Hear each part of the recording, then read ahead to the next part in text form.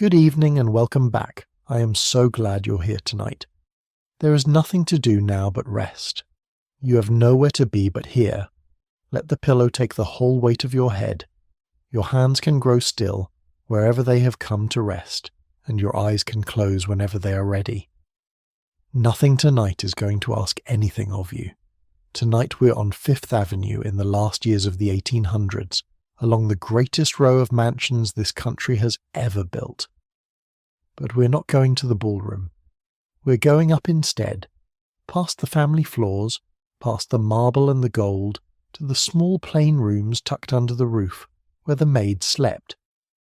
In one house, alone, it took 37 servants to keep the rooms warm and bright, and most of them were women. So here is the gentle question we'll carry through the night. Who keeps the warmth while the rest of the house is sleeping? If this kind of quiet history is a good way for you to fall asleep, then a subscribe or a like helps these long, slow nights find the other people who are looking for them. But there is no need to do a single thing right now. I would rather you just rested. If you feel like it in the morning, you can tell me in a comment where in the world you are listening from and what the hour is where you are. Maybe a cold bedroom with the lamp turned low. Maybe a long dark road with the miles still going by. So dim your light a little more. Let the room grow soft and warm around you, and come with me now, back to Fifth Avenue, to a great house going quiet for the night, and the women climbing the last narrow stair by candlelight. Picture a street in winter, a long time ago. It is a wide street, wider than most, and it runs straight through the middle of a great city, north from the low 40s, up past the dark trees of the park, into the 50s and the 60s and beyond. The year is somewhere in the last stretch of the 1800s. The evening has come down early, the way it does in the cold months, and the sky above the rooftops has gone from grey to a deep and settled blue, and now to something close to black. The gas lamps along the pavement have been lit. They stand in a long row, each one a small warm globe of light, and between them the shadows are soft and blue and full of falling snow. This is Fifth Avenue. In these years the newspapers called it Millionaires Row, and they meant it plainly because along this single avenue stood the greatest gathering of private wealth the country had ever raised in one place. House after house after house, and not houses as most people knew them. These were palaces of stone, built to look like the great homes of Europe, with carved fronts and tall iron gates and windows 2 stories high. The families who lived in them carry the names the whole age is remembered by. And on a cold night like this one, every one of those houses is doing the same quiet thing. It is glowing. Look up as we walk. You will see it in every mansion along the row. Warm light behind the tall windows. A gold glow spilling out onto the snow. Here a whole floor lit for a dinner. There a single lamp burning high up under the eaves. Each lit window is a small promise of warmth held up against the winter dark, and the avenue is full of them, a long line of soft gold squares floating in the cold. It is one of the loveliest things a person could see on a winter night, and it is also, if you think about it for a moment, a kind of quiet miracle, because warmth like that does not happen on its own. Somebody makes it. Somebody carries the coal and lays the fire and lights the lamps and keeps them burning. In a house this size, that somebody is not one person, but many. By the turn of the century in this city, there were roughly 141 servants at work for every 1,000 families. In the great houses of this avenue the number ran far higher than that, because a house like this could not keep itself warm and lit and fed for a single hour without a small standing army of people, most of them women, most of them young, working quietly out of sight. They are the reason the windows glow. They are the ones who keep the warmth. We are going to spend tonight with them, not upstairs at the dinner, though we will look in there for a while, because it is part of their world. We are going to spend it below stairs and above stairs, in the parts of the house the guests never saw. We are going to follow one great house down through its evening, and into the deep of its night, and up again to the cold edge of the morning, and we're going to do it from the side of the people who kept it running while the family slept. Stay on the pavement with me a moment longer, though, because the avenue on a night like this is worth looking at slowly. The snow comes down soft and steady, and it muffles everything, so the whole street feels hushed, the way a room feels hushed when someone in it is sleeping. Now and then a carriage comes along, the horses stepping high, their breath rising white in the lamplight, and it draws up at one of the great doors, and a footman comes down the steps to open it, and for a moment there is a flash of warm light and silk and laughter, and then the door closes and the street is quiet and blue again. The rich are going out to dinner or coming home from it, moving from one lit house to another, carried and tended at every step. That is the world the avenue was built to show, but we are interested in the other world, the one folded inside it. Look again at any of these houses and try to see it whole. Behind that one bright front at this very hour, dinner is being cooked in a hot basement kitchen, and fires are being tended in a dozen grates, and beds are being warmed and turned down in rooms upstairs, and coal is being shovelled in a cellar, and silver is being polished in a pantry, and somewhere near the roof, a tired young woman is snatching a few minutes to sit before the long evening's work begins again. All of that going on quietly behind one glowing front, and then multiply it by the whole avenue, house after house after house, each one a hidden hive of working hands. That is the true picture of Millionaires Row after dark, and almost no one who admired the lit windows ever thought about it at all. So choose a house. Any of them will do, because they were all run much the same way, but let us choose one of the tall limestone ones near the corner with a carriage gate and a courtyard and a great front door under a stone arch. The windows on the lower floors are bright. There is a dinner tonight. Up under the roof, 6 floors up, a few small windows are lit too, plain and dim, and that is where we're going in the end. But not yet. Feel the cold for one more moment before we go in, because the cold is part of the story. Out here on the avenue the winter has real teeth.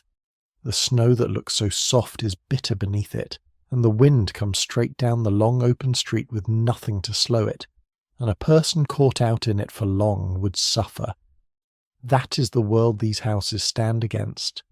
Inside them it is warm, gloriously warm, warm in a way most people of that time simply never knew, and the whole art of the great house is the keeping of that warmth against the cold that waits just outside the walls. The cold and the warmth lean against each other all winter long, and between them stands the thin bright line of the house, held there by human hands. And there were so many houses. Up and down this single avenue the row ran on for block after block, mansion after mansion, each one a small kingdom of its own.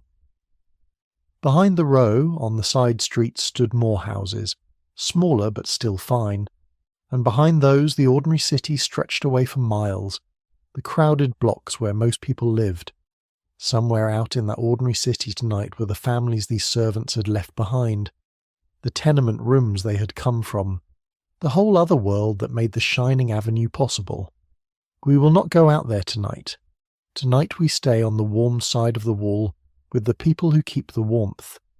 But it is worth knowing, as we step inside, that the warmth we are about to enter was a rare and precious thing, made and kept at a cost, and that the people who made it knew the cold better than anyone in the house, because they were the ones who went out into it, in the black cold mornings, for the coal and the errands, and came back in with the winter still on their coats. For now come in out of the cold. The great door is not for us, and it is not for most of the people who live and work here either. We will go the way the house truly runs, around to the side, down a few stone steps to the service door, into the warm and busy world below. Behind us the avenue keeps glowing, house after house, each one held up against the dark by hands we cannot see. In front of us, as door opens, and a wave of warm air comes out to meet us, and it smells of coal smoke and bread and clean linen. The fire is banked and glowing somewhere close, holding its warmth for the night ahead. Let us step in, out of the snow, and go and find the people who keep it. Before we go down into the busy warmth of the kitchen, let us go all the way up to the top of the house, so you understand the shape of the world we're in tonight. A great house like this one was built in layers, like a cake, and each layer belonged to different people, and the higher you climbed above the ground floors, the plainer the world became. Down below at the street were the kitchens and the stores and the servants' hall. Then came the ground floors, the ones the avenue was built to show off, the marble hall, the dining room, the great rooms for receiving and dancing. Above those were the family bedrooms, warm and richly furnished, and above those, right up under the roof, were the rooms where the servants slept. To reach them you did not use the grand staircase with its carpet and its gleaming rail. You used the service stair, a narrow plain flight tucked away behind a discreet door, winding up and up through the whole height of the house. Let us climb it now, it is a long way up. The stair is steep and bare, lit dimly, and it was built narrow on purpose, so that a maid carrying a heavy can of hot water or a scuttle of coal would never once cross the path of the family on their broad, bright stairs. Up we go, past the family floors, and the higher we climb the cooler the air becomes, because we're climbing away from the great furnace in the cellar that warms the rooms below. At the very top the stair opens onto a plain corridor with a row of plain doors. This is the servant floor. This is where the women sleep. Open one of the doors and look inside. It is a small room, perhaps 10 feet by 12, no more. The floor is scrubbed pine boards. The walls are plain plaster, whitewashed, without pictures. There is an iron bedstead, narrow, with a mattress and blankets. There is a washstand with a jug and a basin. There is a chair and a row of hooks or a small chest for a spare dress, and a plain window set into the slope of the roof. And that is nearly all. After the marble and the gold and the velvet of the floors below, it can seem a bare little room. But hold that thought gently, because there is more to it than bareness, and we will come back to it in the deep of the night. A woman who knew these houses from the inside wrote about these very rooms. Her name was Mary Elizabeth Carter, and in the year 1903 she published a whole book about how the great households of the rich were actually run, from the account books to the attics. She set the servants' rooms, in her own plain words, near the roof, where it was sooty and either too hot or cold. That single honest line holds the truth of the floor. In summer the roof baked these rooms through. In winter the same rooms, furthest of all from the coal furnace far below, held the cold longest, and the soot came from the city itself, from 10,000 chimneys and the coal smoke of the whole avenue, settling on everything near a rooftop. It was not the same in every house, and it is worth being fair about that, because the truth of this world is always two things at once. The very newest and grandest houses, built by the most careful families, gave their servants far better rooms than the old plain attics.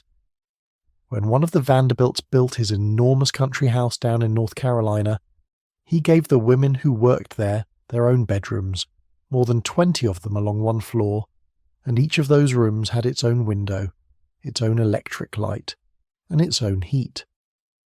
Down in Newport, in one of the great summer cottages, the staff of 40 had their own row of single bedrooms and their own bathrooms among them.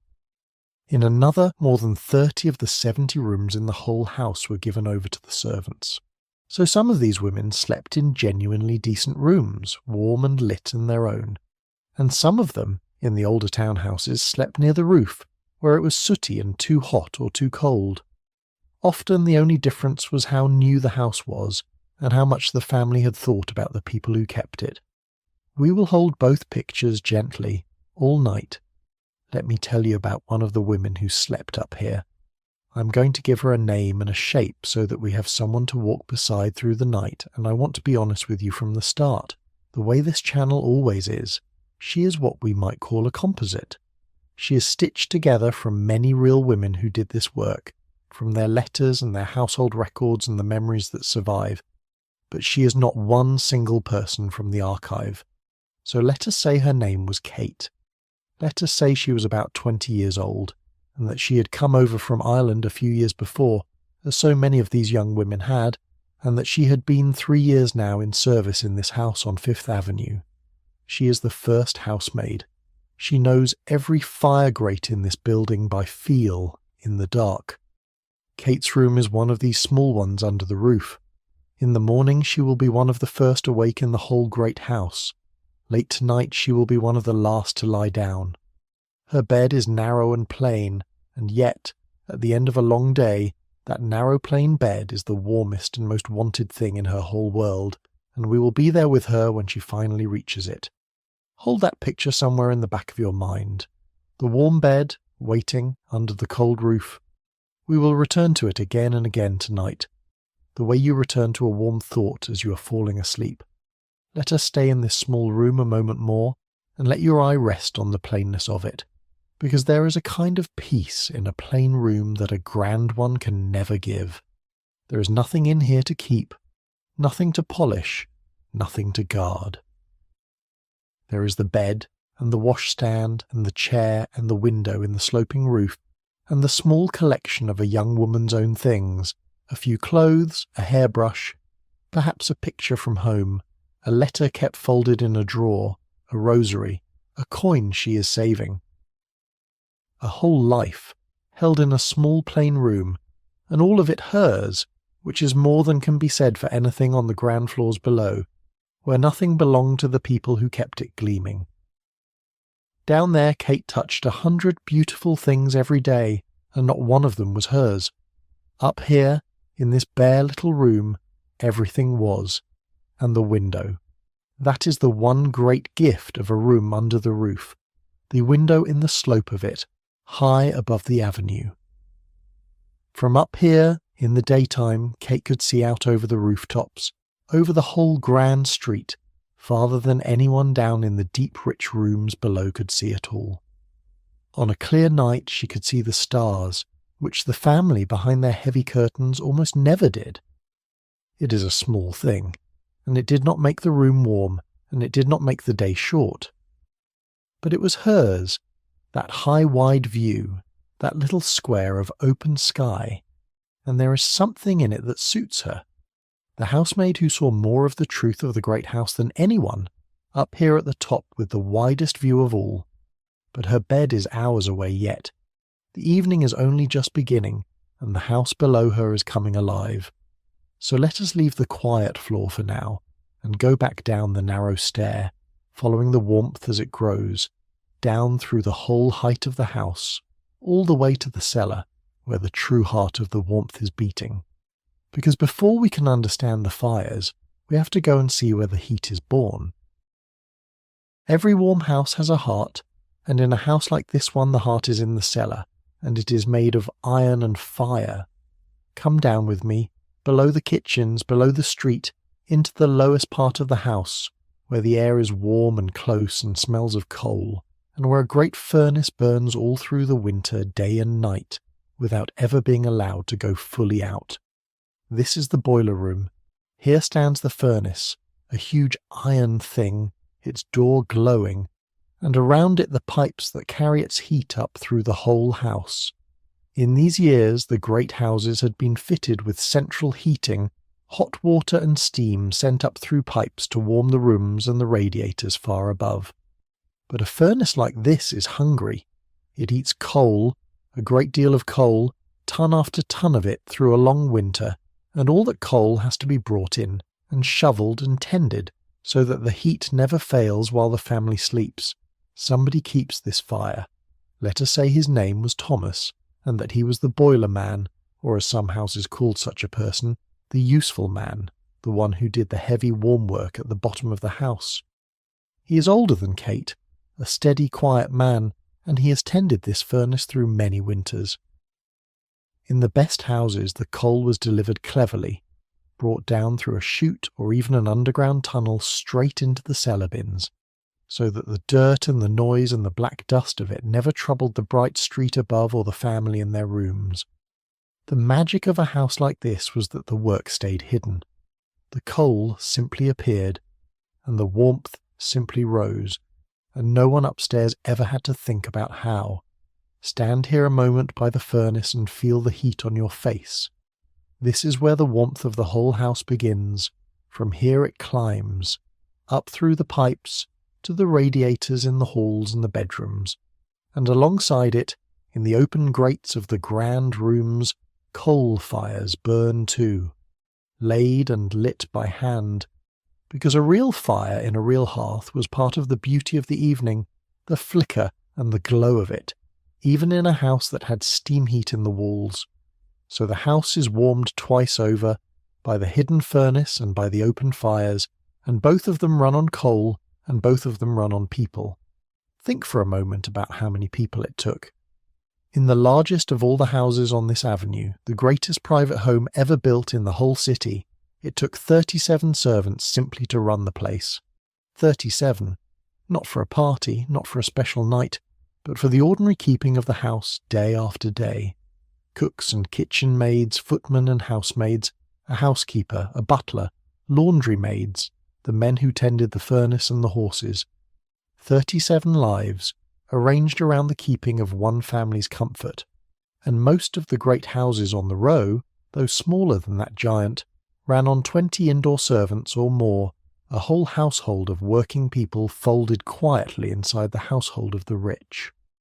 Let us watch Thomas work for a moment, because there is a slow, warm rhythm to it that is good to rest your mind on. He opens the iron door, and the light of the fire spills out across the floor and across his face.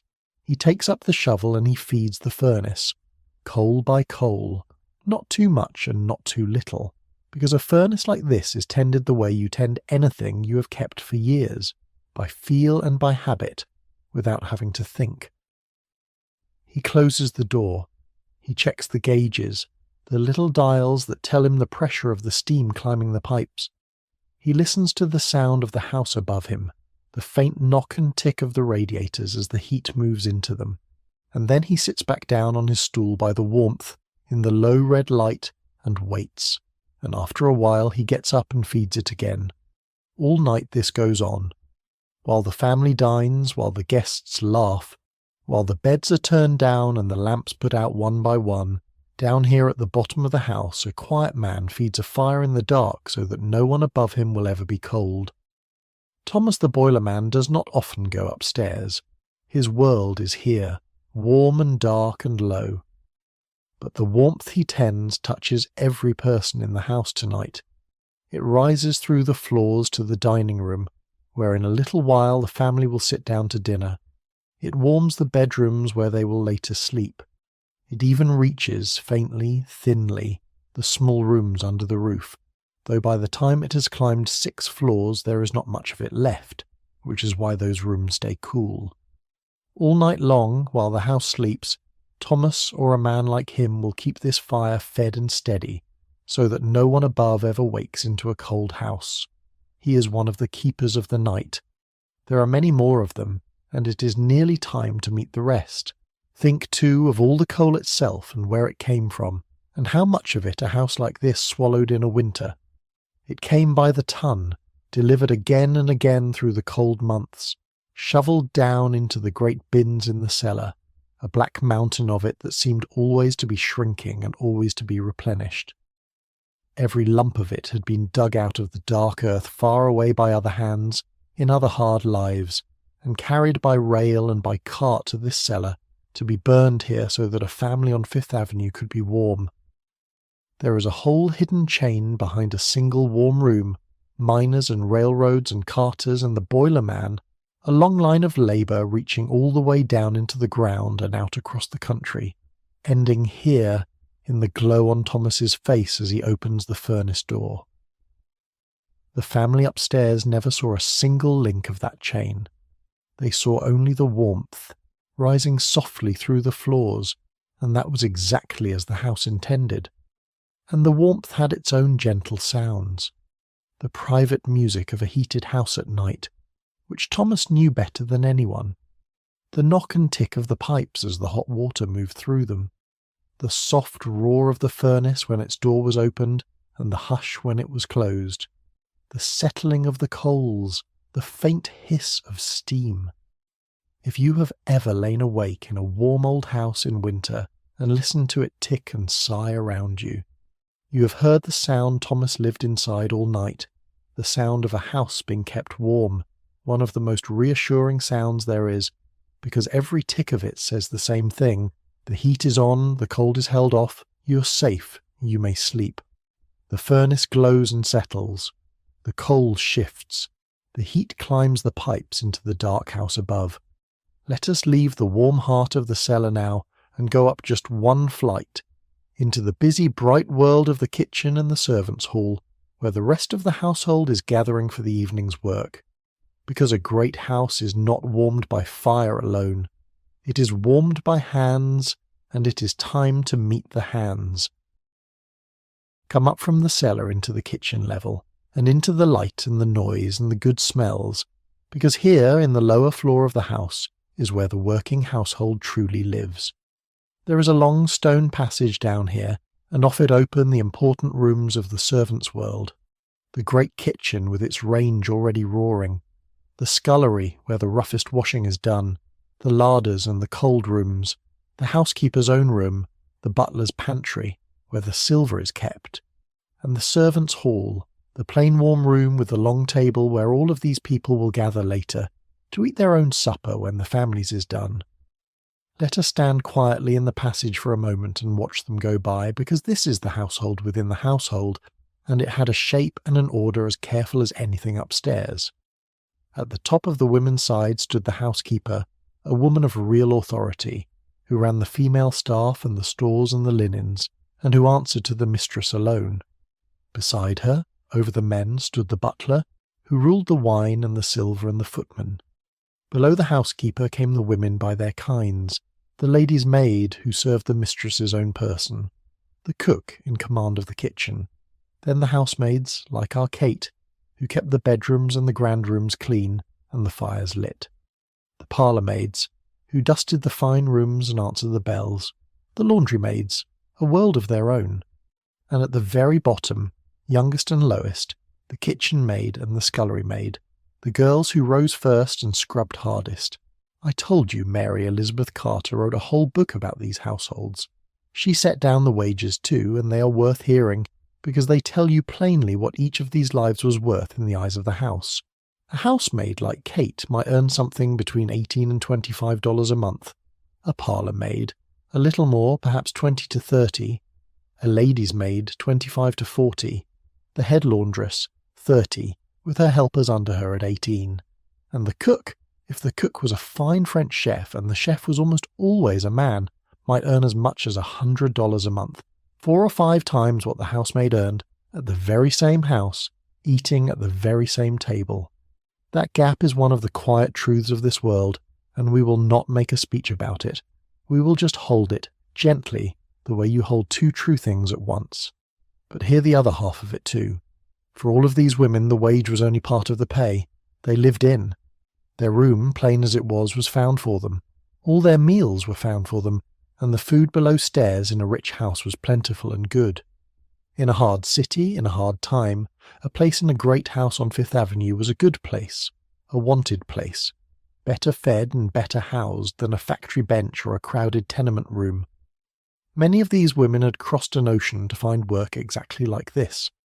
Most of them, in this city, were Irish, like Kate, with German and Scandinavian women among them, young women at the start of their American lives, sending money home, saving what they could.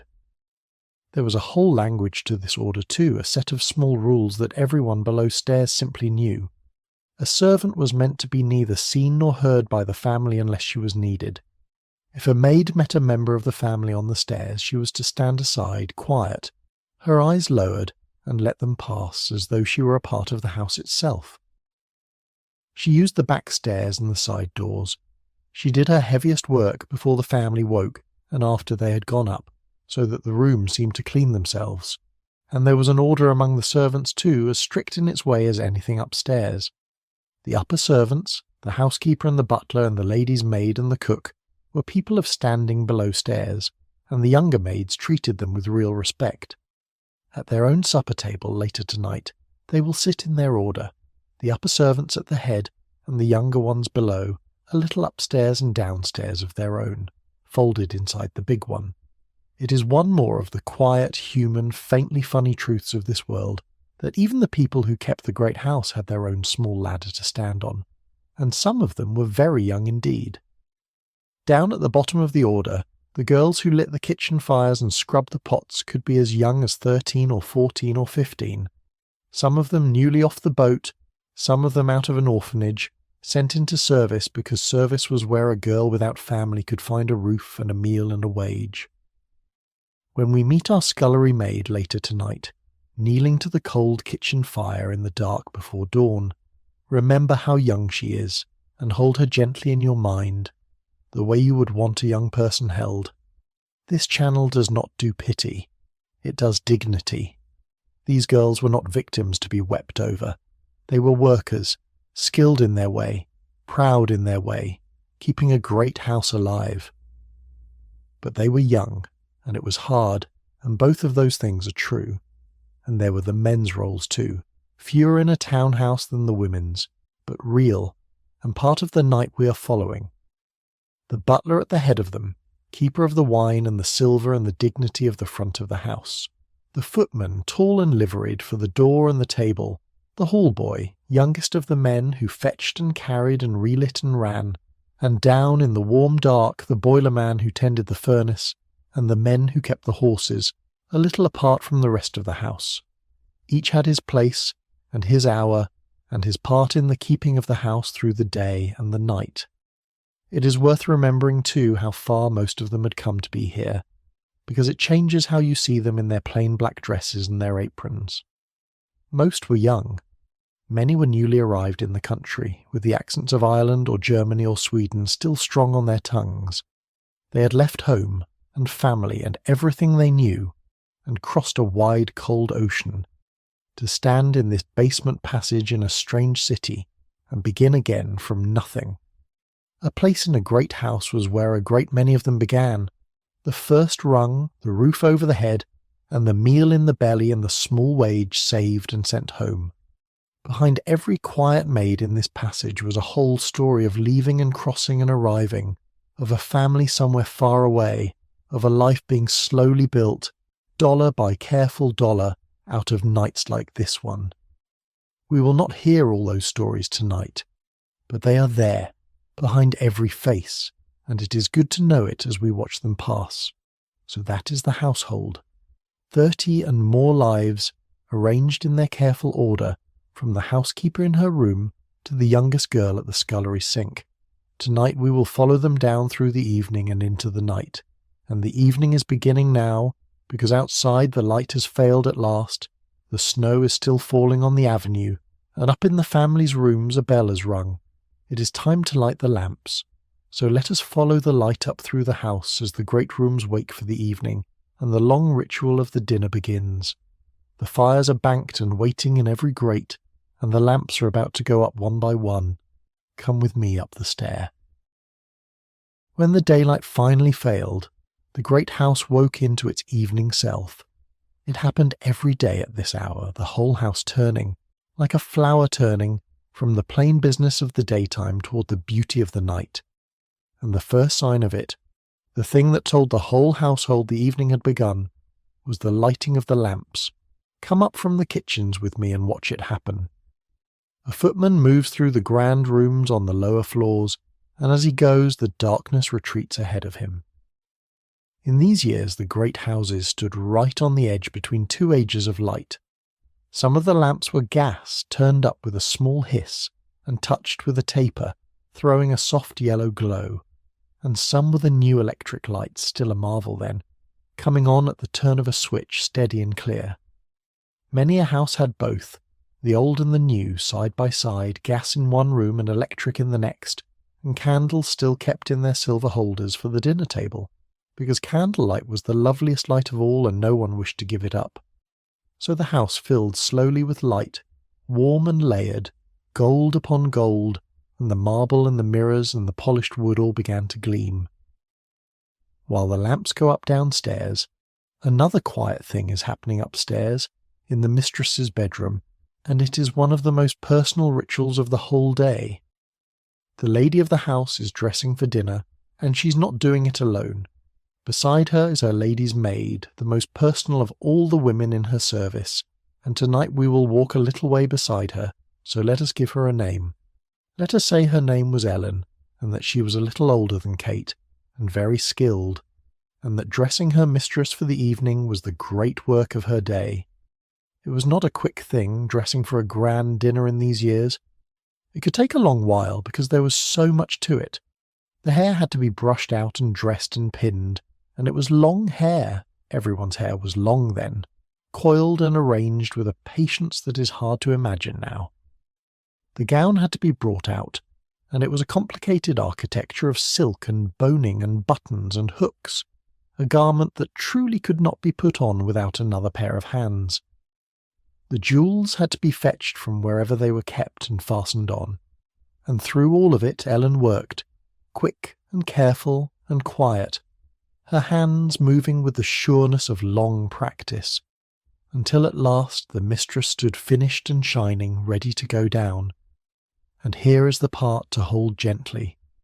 When the mistress was dressed and had gone down to her guests, Ellen's evening was very far from over. She would tidy the room. She would put away and air the clothes the mistress had taken off. She would set out what was needed for later, and then, however late the dinner ran, however late the evening went on, Ellen would wait. Because when her mistress came up again, at 11, at midnight, at 1 in the morning, she would need to be undressed and her hair taken down and her jewels put safely away. So the lady's maid was one of the first of the women to be needed in the evening, and one of the very last to be free at night. We will find Ellen again in the small hours, still awake, still waiting, in a warm, quiet room near the top of the house. There is a whole quiet art to being a lady's maid, and Ellen had it. She had to know cloth, how to sponge and press and mend a gown so that it looked new again by morning. She had to know how to dress hair in the fashion of the moment, which changed like the weather. She had to keep the jewels, and know which went with which, and see them safely locked away each night. And she had to do all of it while reading her mistress's moods, knowing when to speak and when to be silent, when a thing was wanted before it was asked for. It was closer, more personal work than any of the other women did, spent whole hours at a time in the private rooms, and it carried its own kind of standing below stairs, and its own kind of loneliness too, for she belonged fully neither upstairs nor down. She lived in the narrow space between the two houses, trusted by the family, apart from the other servants, and she carried it with a quiet dignity. But that is hours away, for now the mistress goes down, rustling and gleaming into the light. There is a whole vanished art in the lighting of a great house, and it is worth dwelling on for a moment because light meant something very different then than it means to us now. We turn a room from dark to bright without a thought, a single touch, and we have quite forgotten what a marvel that is. In these years light was still partly made by hand, flame by flame. A servant went round at dusk with a taper, and woke each gas lamp in turn, and each one bloomed softly into being at his touch, so that the lighting of the house was a slow procession of small new flames, room following room into brightness as he passed through. And where the new electric light had been put in, it still felt like a kind of magic. A whole room leaping from dark to bright at the turn of a little switch with no flame at all. The people of that time stood right between the two ages of light, and to them the lit house at evening was a genuine wonder. They had known real darkness, the darkness of a house before the lamps were lit, and so the warm gold blaze of the evening rooms was something to marvel at, and they marvelled at it still. And the candles remained through all of it, because nothing the New Age offered could replace them at the table. Candlelight is the kindest light there is. It moves, and it breathes, and it warms and softens everything it touches, the silver, the glass, the faces gathered around the table. So even in a house wired for electric light, even in a house with gas laid on in every room, the dinner table itself was lit by candles, standing in their tall silver holders, a little grove of small living flames down the centre of the white cloth. It was the oldest light in the house, and the loveliest, and it was kept for the one place where beauty mattered most of all. The lamps are all lit, the house is at its most beautiful, and somewhere below all this loveliness, below the marble and the candlelight, In a hot, bright room in the basement, the real engine of the evening is roaring at full heat. Because a great dinner does not begin in the dining room. It begins in the kitchen, hours before. And the kitchen at this moment is a place of fire and steam and furious, skilled, unresting work. Let us go down and stand in the heat of it, and meet the youngest worker in the whole house. Down the service stair again, all the way down, and the air changes as you descend. It grows warmer, and then hot, and it fills with smells, roasting meat and simmering sauces and baking bread, and the sharp green smell of vegetables and herbs. There is noise now too, the clatter of pans, the scrape of iron on iron, the quick low voices of people working at speed. Push open the door and step into the kitchen at the height of the dinner service, and feel the wall of heat come out to meet you. The great range is the centre of it all, a huge black iron stove coal-fired that has been burning since before dawn and will not be let out until long after the last plate goes up. It is the hottest place in the whole house. In front of it the cook works, and if this is one of the grandest houses, the cook is a chef, a man trained in the French way, and he rules this kitchen like a captain rules a ship. Around him his helpers move, the kitchen maids, each with her tasks, and every one of them knows that when the chef speaks she must move at once, because a dinner of many courses is a piece of clockwork, and every dish must be ready at exactly its moment, hot and perfect, to go up to the dining room far above. Now let us find the youngest person in the whole house, because she is here, in the hottest and hardest corner of this hot, hard room. She is the scullery maid. Let us say her name was Bridget, and that she was 15 years old, and that she had not been long in this country, and that she stood at the great stone sink in the scullery off the kitchen, washing the pots and the pans as fast as they came to her, her sleeves rolled up, her hands red in the water, the steam rising around her small face. She had been the first person awake in this house this morning, before it was light, and she would be among the last to finish tonight.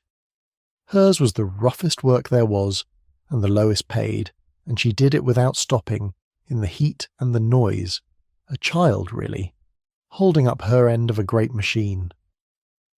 Here is a thing worth sitting with quietly, without any anger in it, just as a true fact of this world.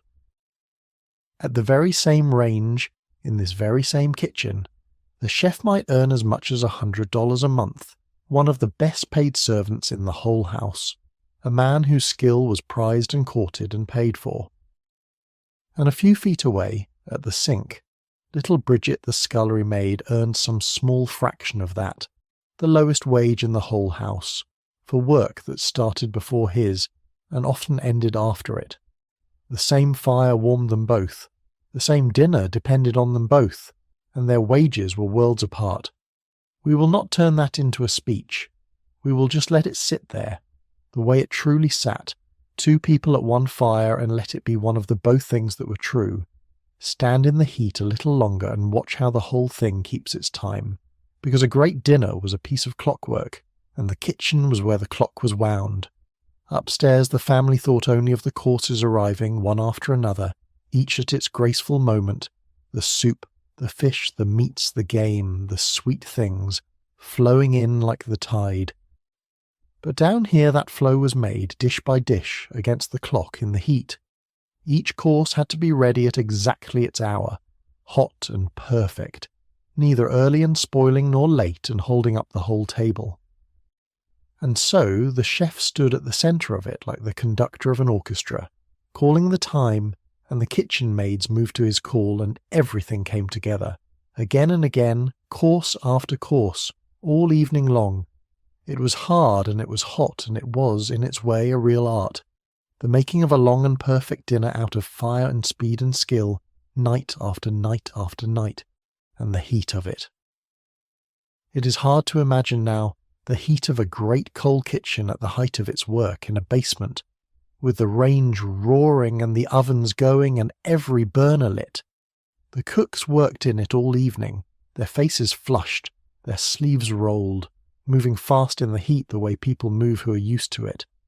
For Bridget at her sink, the heat came off the range in waves, and the steam rose from her hot water, and the whole room was close and thick and warm, and outside, 6 floors up, the snow was falling on a freezing avenue.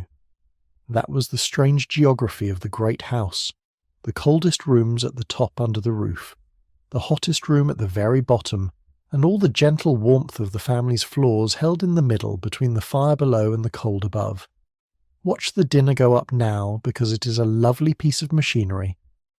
As each course is finished, the dishes are arranged and made perfect, and then they are sent up. In a house like this, they did not carry every dish up the long stairs by hand. There was a dumbwaiter, a small lift worked by ropes, set into the wall, and the finished dishes were placed in it, and it rose up through the floors to the butler's pantry beside the dining room, where the footman waited to receive them and carry them in. So the food travelled up out of the hot hidden kitchen and appeared, perfect and gleaming, in the candle-lit calm of the dining room, with no sign at all of the fire and sweat and speed that had made it. That was the whole art of the house. Once again. The work stayed below, only the beauty went up. Let us stay in the warmth of the kitchen a moment longer, because there is a kind of comfort in a working kitchen at night that is worth resting in. For all its heat and speed, a kitchen like this was also, in its way, a home. It was the warmest room in the whole house, warmer even than the family's rooms, and it was where the below-stairs world truly lived. The great scrubbed table in the middle of it had seen 10,000 meals prepared on it. The copper pans hung in their rows on the wall, polished till they glowed, each one shaped for its own task. There were crocks of this and jars of that, herbs drying, bread rising under a cloth, and there were the people, working close together year after year, until they knew each other the way a crew knows each other. Bridget, small and tired at her sink, was the youngest of them, but she was one of them, part of a warm and working family in the hot heart of the house, and that mattered, and it was real, even on the hardest night. Bridget will be at that sink for a long while yet. The pots keep coming, but her fire, the great range, is part of the same family of fires we're following all through this house tonight. The furnace in the cellar, the grates in the grand rooms, the range in the kitchen, all of them burning, all of them tended by hands, all of them soon to be banked low for the night. For now the range roars and the last courses are cooking, and up above in the candlelight the family and their guests are sitting down to eat. So let us ride up out of the heat, up to the quiet gleaming dining room, and see the dinner from the other side of the door, the side the guests never think about, the side where the footmen stand.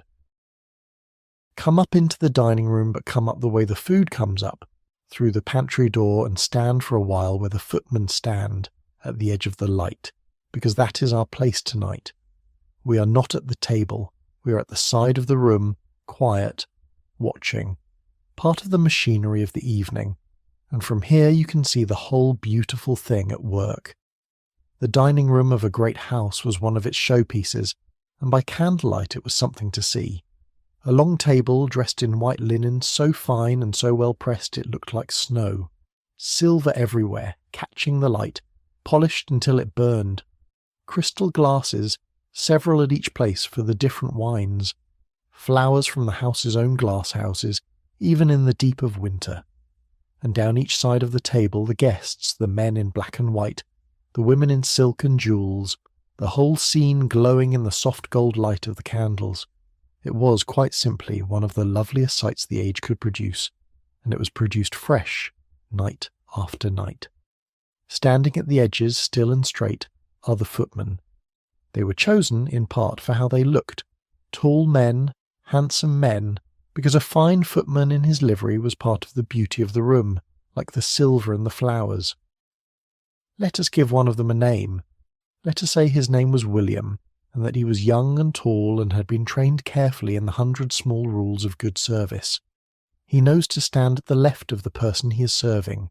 He knows the order in which the ladies and gentlemen are served. He knows how to move without being noticed, how to set down and take away a plate without a sound, how to be fully present and yet almost invisible, which is one of the strangest and most skilled things a person can learn to do. All evening he will carry dishes in from the pantry and out again, keeping the great clockwork of the dinner turning, and he will do it with his face calm and his movements smooth, as though it were the easiest thing in the world. Now let the sound of the room wash over you, because this is one of the warmest things in the whole night. From where we stand, at the edge, we do not really hear the words the guests are saying. We hear the sound of them, the low murmur of many voices talking gently together, the soft rise and fall of it, a laugh here, a woman's voice there, the small music of silver on china, the quiet clink of a glass being set down. It is the sound of people who are warm and fed and safe talking in the candlelight, and heard like this without the words, it is one of the most soothing sounds there is. It is a sound you have heard yourself, from another room, half asleep, as a child perhaps, the grown-ups talking softly somewhere nearby, and the sound of it telling you that all was well and you could let go. Let it be that sound now. There is a real skill in what William does, and it is worth naming, because it looks like nothing, and it is one of the hardest things a person can learn. He has to be there, and not there at the same time. He has to be close enough to serve the moment a thing is wanted, watching the table without seeming to watch it, reading a small gesture or a glance, and answering it before it becomes a request.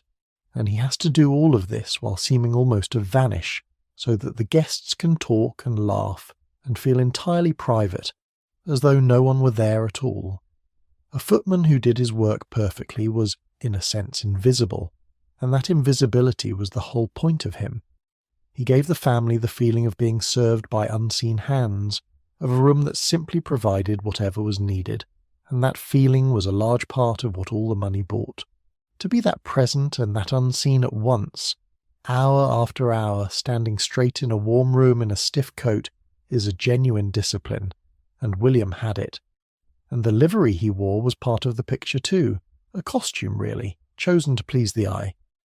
In the grandest houses the footmen were dressed in fine coats, sometimes with silver buttons, their hair carefully done, everything about them arranged so that they matched the beauty of the room they stood in. They were meant to be handsome, and they were meant to be tall, and a matched pair of tall, handsome footmen at a great dinner was a kind of ornament, like the flowers and the silver, a sign of a house that could afford beauty even in the people who carried the plates. It is a strange thing to be employed in part for how you look, to be part of the decoration of a room. William carried it with the same calm he carried everything, standing at the edge of the light, holding himself still, part of the beautiful machine of the evening. The dinner is long. Course follows course, carried up from Bridget's kitchen far below, brought in by William and the other footmen, set down and cleared away, one after another through the evening. Soup and fish and meats and game and sweet things and fruit, each with its wine, each at its right moment, a great slow procession of food and care that ran on and on through the evening, and every single dish of it rested on the work of the people we have met and the people we have yet to meet, the chef and the kitchen maids and the scullery girl, the footman, and behind them all the housemaids and the fires and the coal and the quiet, endless keeping of the house. And here is a small kindness hidden inside the long evening. When the family and their guests had eaten, the work of the kitchen was still not wasted on the servants. What came back down, and what was made alongside, fed the household too, and the food below stairs in a great house was plentiful and good, better by far than most working people in the city ever saw. So there was that to think of, through the long hours of standing and carrying. Later, when the last course had gone up and the family had risen at last, the footmen and the maids and the kitchen staff would have their own supper, down in the servants' hall, plainer than the feast above but warm and filling in their own, eaten sitting down in company with the day's hardest work behind them. William thought of it now and then through the evening, the way you think of a warm bed when you're still out in the cold. It was coming. It helped. While all of this goes on down here in the light, something else is happening up above, in the dark quiet of the bedroom floors. While the family is safely at the table, held there through the long evening, A single housemaid is moving softly through their bedrooms, alone, doing one of the gentlest and most thoughtful jobs of her whole day. She's getting the rooms ready for sleep, and that quiet work done in the empty warm bedrooms while the dinner murmurs below is the true hinge of the night. So let us leave the candlelight and the murmur and go up quietly and find Kate again, moving through the rooms with her arms full, turning down the beds. Leave the warm murmur of the dining room behind and climb up quietly to the bedroom floors, where it is dim and still. The family is all downstairs at dinner. The bedrooms stand empty and waiting, lit low, warm from their radiators and their banked grates. And through them, alone, moves Kate, the first housemaid, doing the quiet evening round that made the difference between a house and a home. This was real work, and skilled work, though it looked like nothing at all.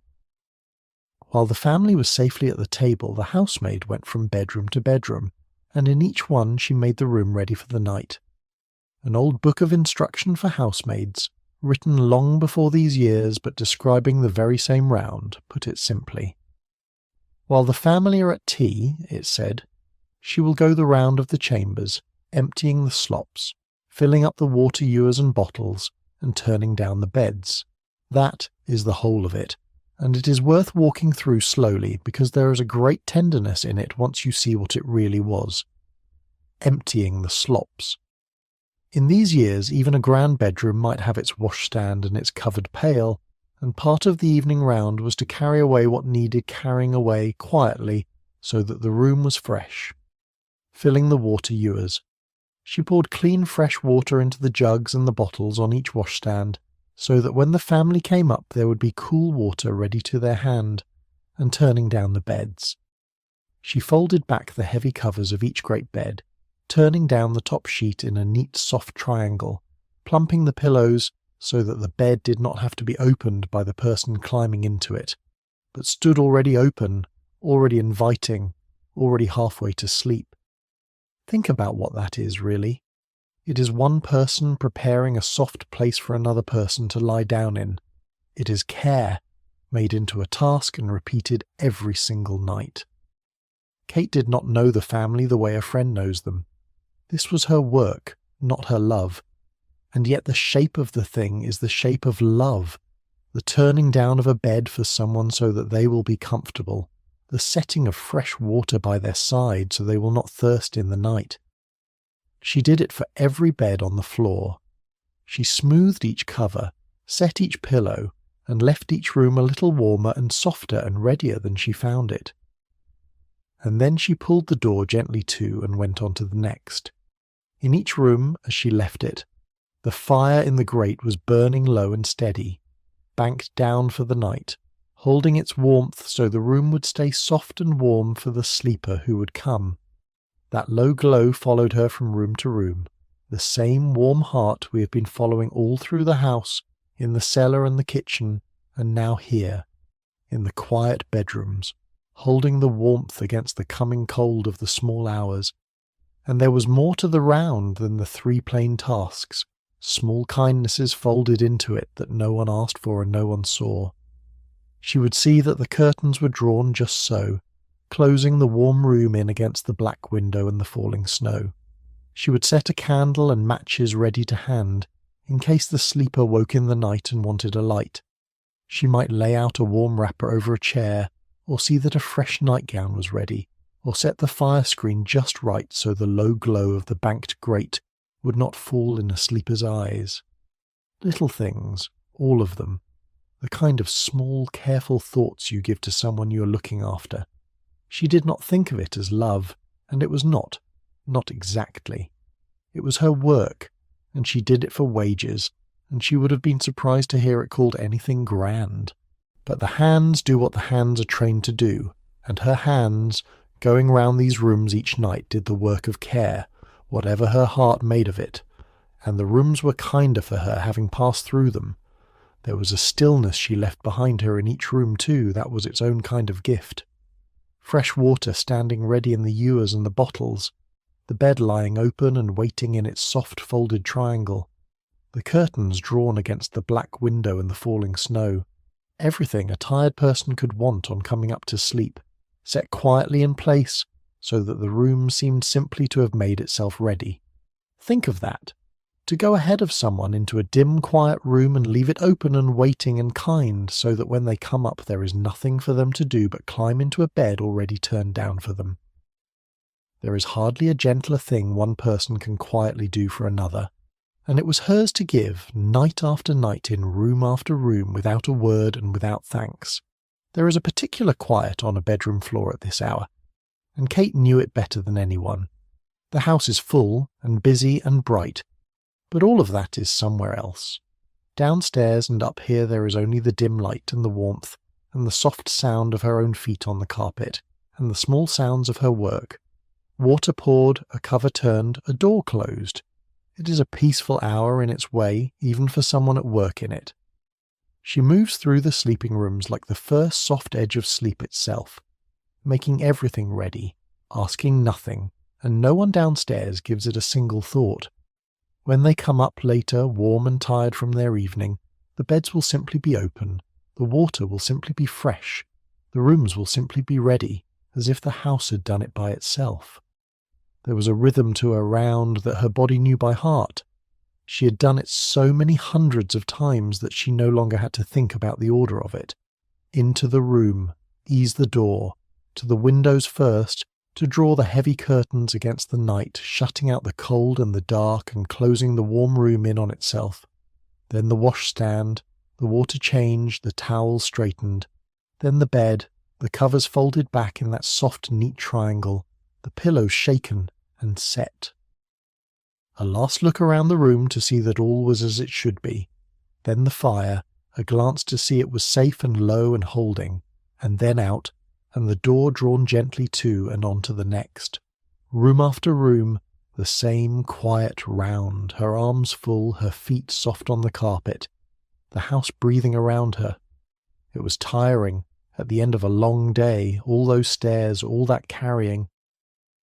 But it was also, she would have said if you had asked her, one of the more peaceful parts of the day, this quiet, solitary passage through the warm, empty rooms while the rest of the house was noisy and bright below. That is what she gave them, every night.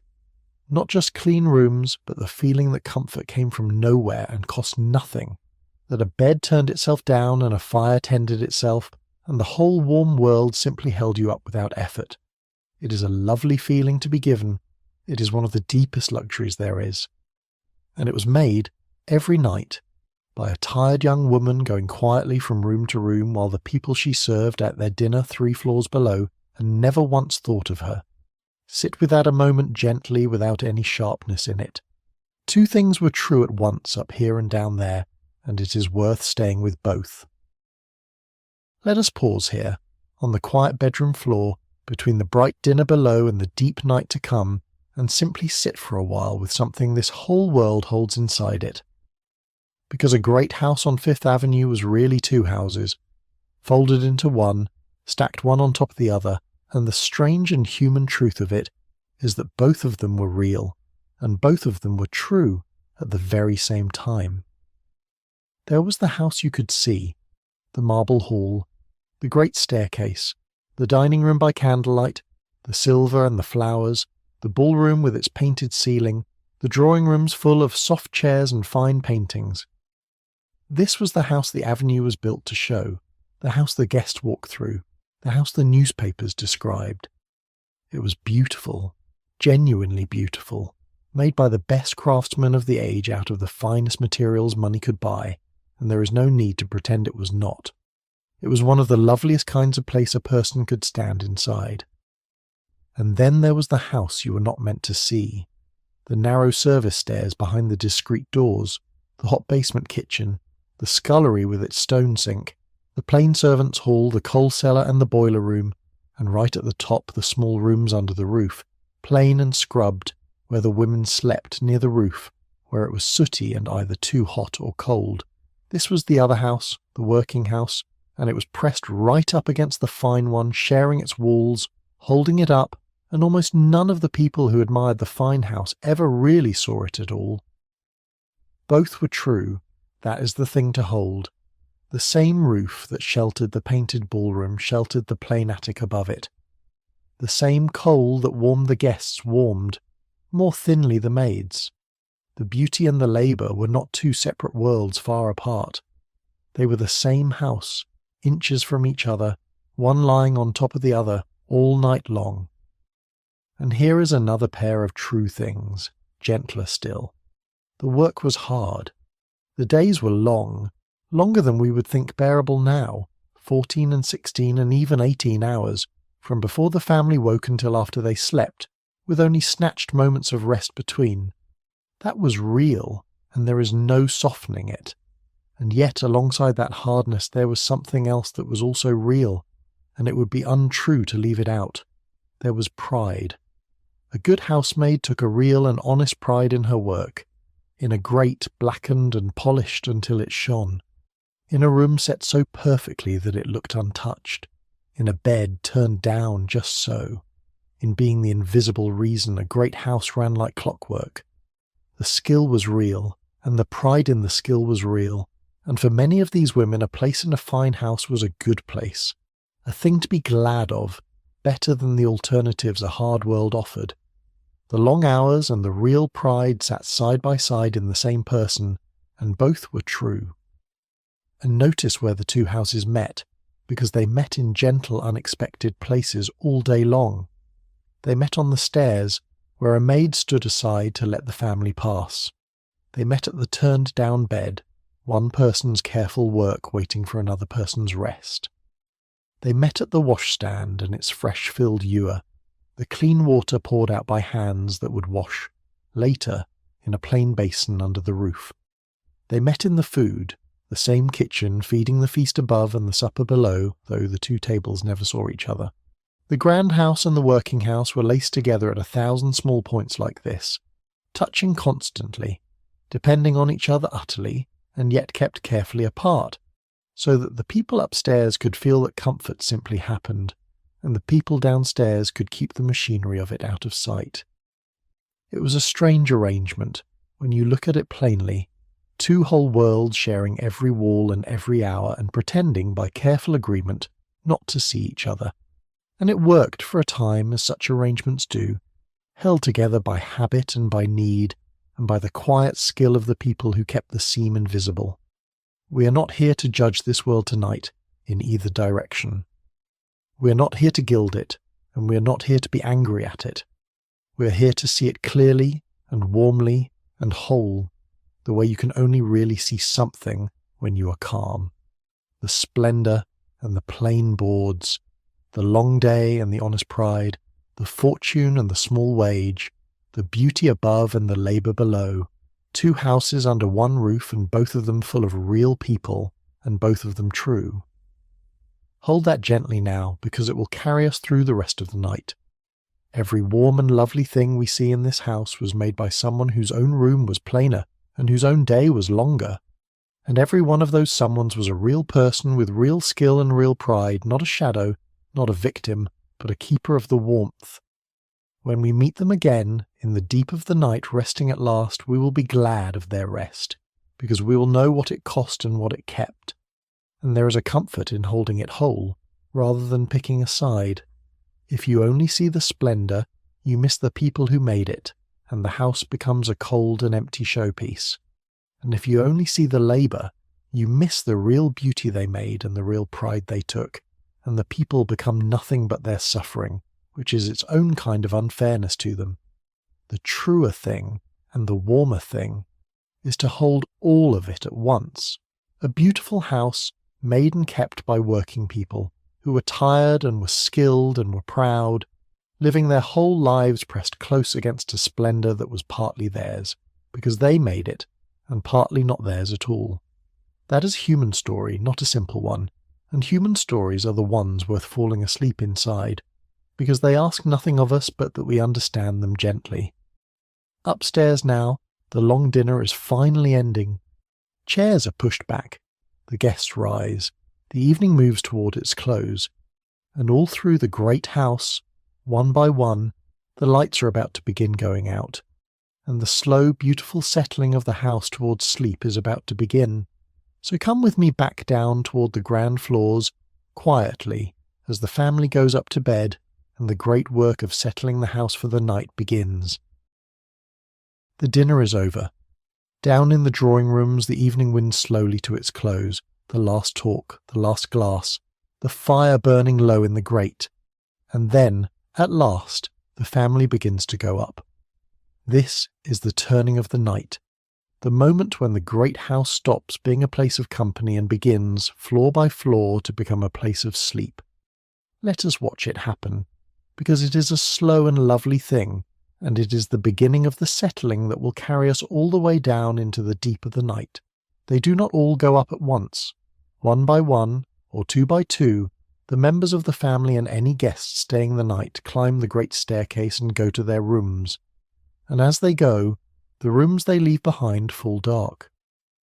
A footman moves through the drawing rooms, putting out the lamps, and where there was light and warmth and voices there is now a dim and quiet emptiness. The fire sinking, the room settling into itself for the night, then the next room and the next.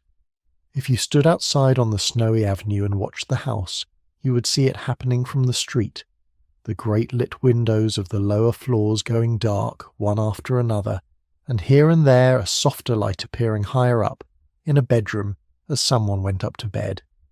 The house is going to sleep the way a person goes to sleep, slowly, from the outside in. But for some of the household, the going up of the family is not the end of the work.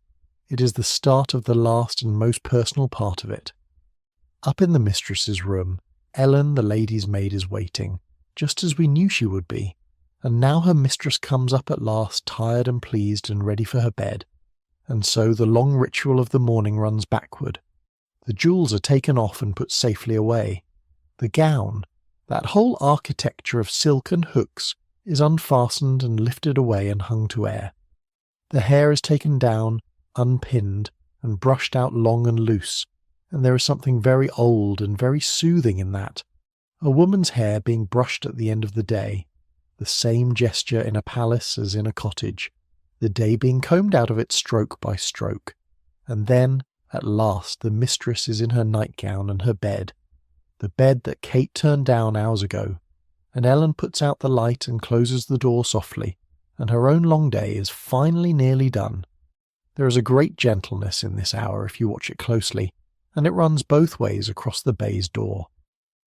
The mistress, tired and warmed by her evening, hands herself over to Ellen's care the way a child hands itself over at bedtime, trusting, unresisting, letting another pair of hands do the small work of getting ready for sleep. And Ellen, for her part, does that work with a patience that is close to tenderness, whatever weariness she's hiding behind her calm face, because it is late, and she has been on her feet since the morning too. The unpinning of the hair, the brushing of it out, the folding away of the fine things, the last small kindnesses, a shawl for the shoulders, the lamp moved just so. Two tired women in a warm quiet room at the end of a long day, one being cared for and one doing the caring, and the caring done well, whatever its reasons.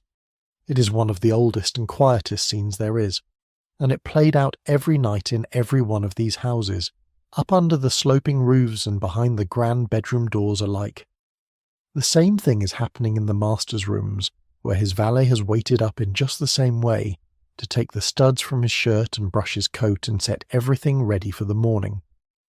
All through the sleeping floors these last quiet acts of service are being done, the people of the house being handed gently over into sleep by the people who serve them. It is the most intimate work there is, and the least noticed, and by the time it is finished the hour is very late indeed, often past midnight, sometimes past 1 in the morning. If you were standing out on the avenue now, in the cold, watching this one house, you would see the whole slow settling written in its windows. First the great lower floors blazing with the light of the evening, and then, one by one, those windows going dark as the rooms below emptied and the lamps were put out. Then, for a while, soft lights moving higher up in the bedroom floors, as the family went up and lamps were lit in dressing rooms, and then, a little later, turned low for sleep. And then those going dark too, one after another, until the great front of the house showed almost nothing, only here and there the faint glow of a nightlight, and far up under the roof, a last small window or two where the servants were only now climbing to their beds, the whole house darkening from the bottom up and the outside in, like a great creature folding itself down to sleep. And all up and down the avenue, the same thing, house after house, going dark in its own time, the whole shining street dimming toward the deep of the night. There is something in watching a house go dark from outside that touches an old and tender place in us. It is the sight of a world settling safely down, everyone inside being gathered in toward warmth and rest, the day being folded away. You have felt it, perhaps, walking home late on a cold night, past the lit and darkening windows of other people's houses, each one holding its own warm life, each one going quiet for the night. It is a lonely sight and a comforting one at once, all those separate warmths, all those sleeping worlds. And this great house on Fifth Avenue was one of them, on this winter night long ago, folding itself down like all the rest, gathering its people in, going dark and quiet and warm. And notice who is left awake. When the family finally sleeps, the servants who tended them most closely are the last to be free. The lady's maid and the valet, up until the very end of the evening, waiting in warm, quiet rooms for people who came up late. It is one of the quiet costs of that closeness, that the most personal servants kept the strangest hours, first to be needed as the evening began, last to be released when it ended, but now, at last, they are released. Ellen puts out her mistress's lamp and steps into the corridor, and for the first time in many hours there is nothing more that anyone needs from her tonight. Above her, the family sleeps. Around her, the house is nearly dark, and somewhere below, the last great task of the night is being done, the task that will keep the whole house warm and safe until morning. The fires are being banked. Room by room, grate by grate, the men of the house are going through the great rooms, damping the fires down low for the night, and that slow warm work is the very heart of everything we're following tonight. So let us go down and watch it, because there is no gentler thing in the whole house than a fire being banked for the night. Of all the quiet tasks that put a great house to sleep, this is the warmest, and the one to rest in most deeply, so let us take it slowly. All through the evening fires have burned in the grates of the grand rooms, real coal fires in real hearths, throwing their flickering light and their good heat into the drawing rooms and the library and the halls. Now the family has gone up, and those fires are not simply left to burn themselves out, and they are not put out cold either. They are banked, and banking a fire is one of the oldest and gentlest pieces of household wisdom there is. To bank a fire is to settle it for the night. You do not let it blaze because a blazing fire in an empty room is a waste and a danger, and you do not let it die because a dead fire means a cold room in the morning and the long hard work of laying and lighting it all over again from nothing. Instead, you damp it down. You bank the coals together and cover them so that the fire sinks to a low, deep red glow, burning very slowly, holding its heat, keeping just alive through all the dark hours, so that in the morning it can be woken again quickly with a little air and a little fresh coal. A banked fire is a sleeping fire. It is warmth, kept safe and low through the night, exactly the way the whole house is being kept safe and low through the night. Let us watch it done. A footman, or the hall boy, the youngest of the men, goes from room to room with his tools, and in each room he kneels to the grate. He damps the fire down, banks the coals, sees that it is safe, that no spark will leap out onto the hearthrug in the dark. He checks the guard is in place, and then he stands and looks a moment at the low red glow and goes on to the next room. Grate by grate, all through the great house, the fires are brought down low and left to hold, and behind him each room is left in a deep warm quiet, lit only by that single sinking glow, the furniture in shadow, the great windows black with the winter night, the fire breathing slowly to itself in the dark. There is something in a banked fire that speaks straight to the part of us that wants to sleep. Watch a low fire glowing in a dark room and your whole body begins to slow. The eyes grow heavy, the breath grows long. It is one of the oldest comforts our kind has ever known. The fire kept low through the dark, the warmth that will still be there in the morning. The sign that all is safe and you may let go now and rest. For thousands of years, in every kind of home, from the poorest to the grandest, the last thing done before sleep was something to do with the fire, banking it, covering it, keeping it. And here, in this great house on Fifth Avenue, in all its marble and gold, the very same ancient thing is being done, in the very same ancient way, a fire settled low for the night by a pair of careful hands. There is a real knowledge in banking a fire well, the kind of knowledge that lived in the hands and was passed from one servant to the next without ever being written down. Too little covering and the fire burns through the night and is dead and cold by morning. Too much, and it smothers and goes out. The right amount holds it in that low sleeping state, alive but slow, warm but safe, ready to be woken. It is a small skill, and an old one, older than any of these grand houses, older than the city itself, one of the first pieces of wisdom our kind ever learned, how to keep a fire through the dark so that you did not have to make it new each dawn. And here it was, still being practiced, in a palace of marble and electric light, by the hands of a young hallboy on his knees at a grate, the oldest human skill of all kept alive at the heart of the newest and richest world. And there is a stillness that comes into a room once its fire is banked and the people are gone, a deep waiting stillness that is one of the loveliest things in a sleeping house. The room is warm and dark and quiet, and the only light in it is the low red glow of the coals breathing softly to themselves in the grate. Nothing moves, nothing is needed. The room simply holds its warmth and waits for the morning, patient and safe, and the low fire watches over it like a small kept star. If you could walk through the great house now, room after room, you would find them all like this, each one dim and warm and still, each one holding its low glow, the whole house full of banked and breathing fires, waiting out the night. So let the banked fire be the thing you hold tonight, the warm centre of the whole house and the whole night. Everything else we follow, the bolting of the doors, the last of the lamps, the women climbing to their beds, the watchman on his round, all of it happens around this one steady fact. The fires are banked low, holding their warmth through the night. Say it to yourself if you like.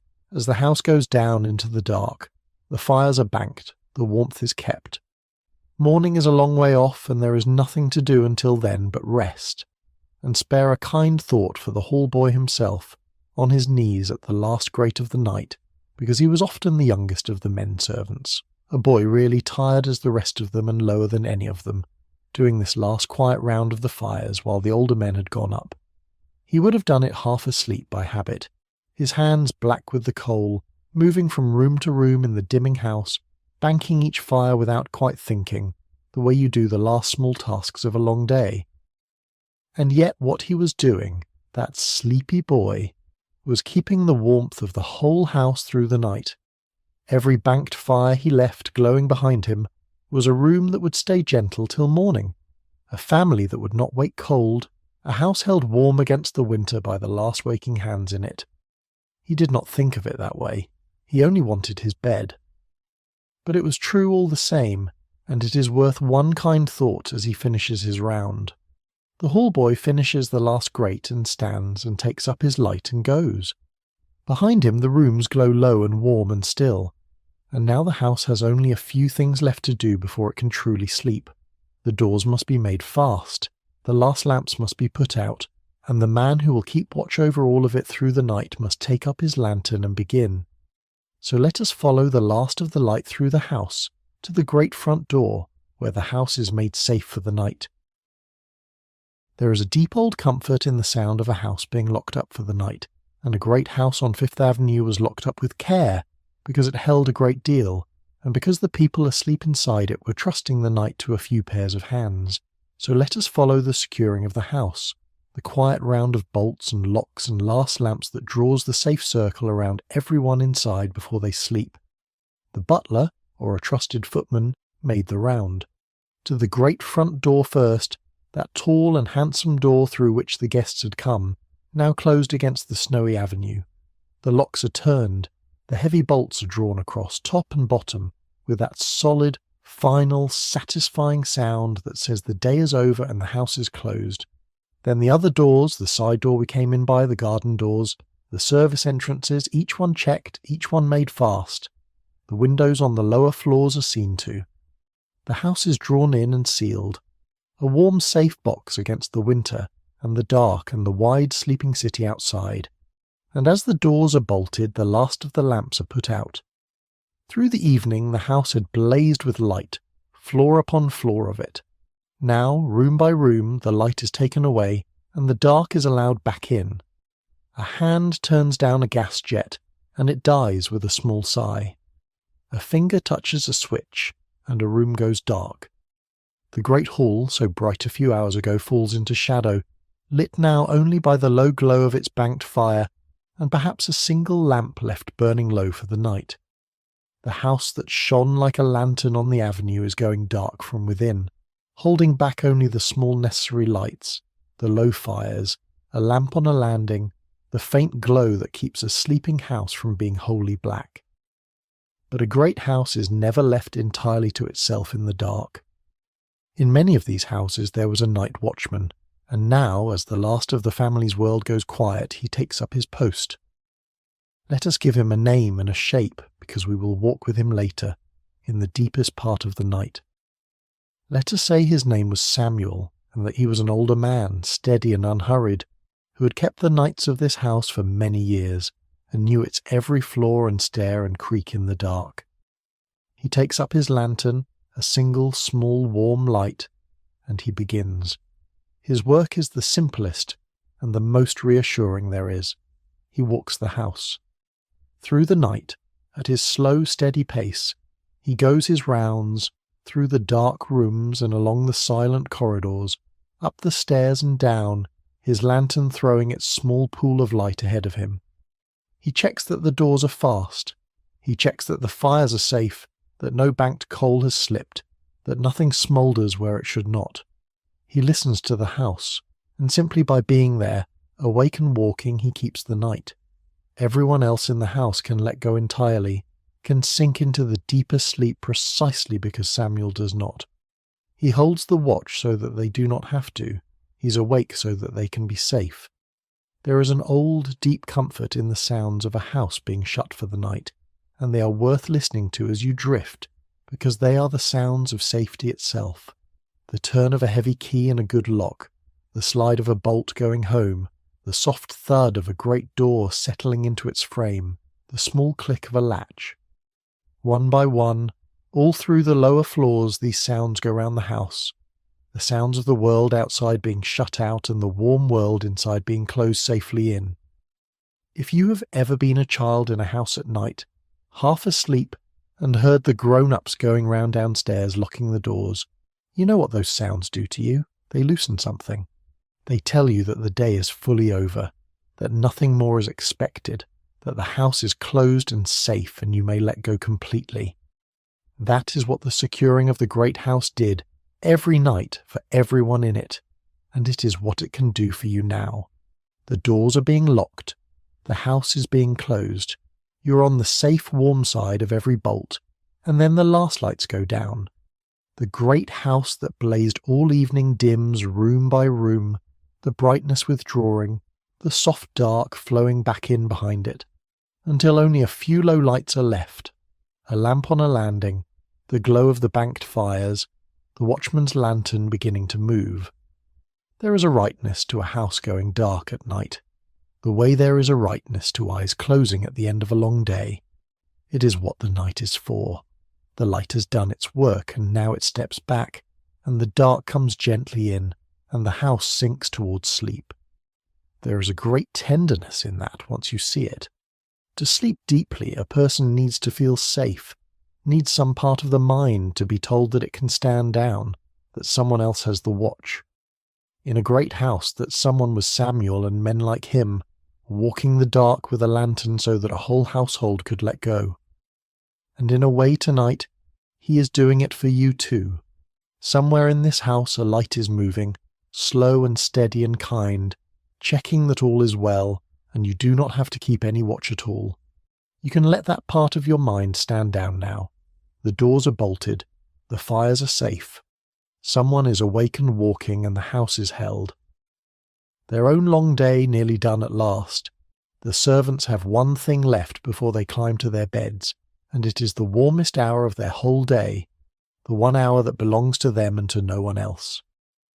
Down in the servants' hall the supper is laid, so let us go down, out of the dark quiet house, into the one warm lit room where the keepers of the house can finally sit down.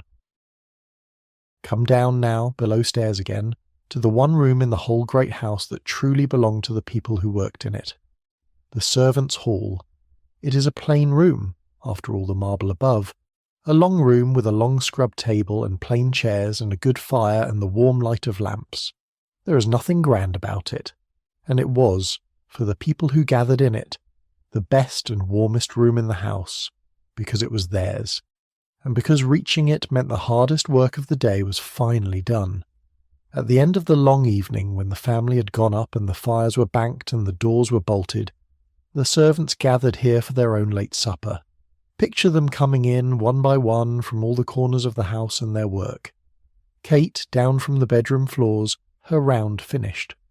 William and the other footmen out of their stiff livery now, or at least loosened from it.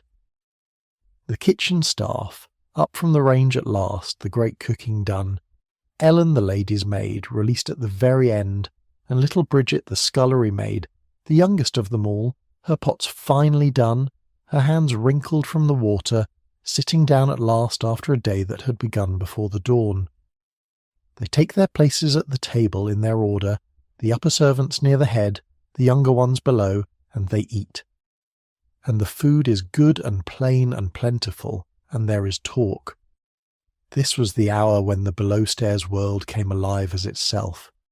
All day these people had been quiet, careful, invisible, holding themselves to the 100 small rules of service, neither seen nor heard.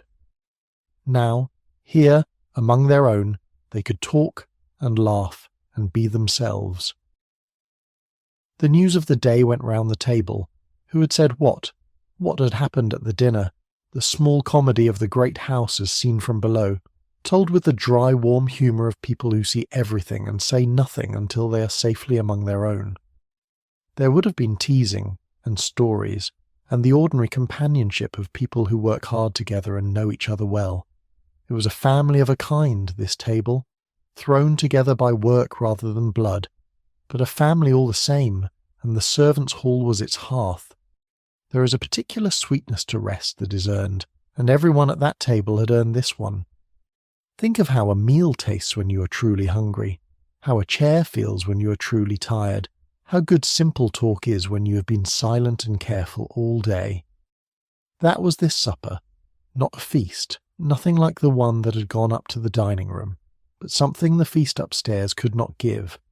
The deep plain pleasure of sitting down at the end of a long day among people who understood you, warm, fed, and finished with the work.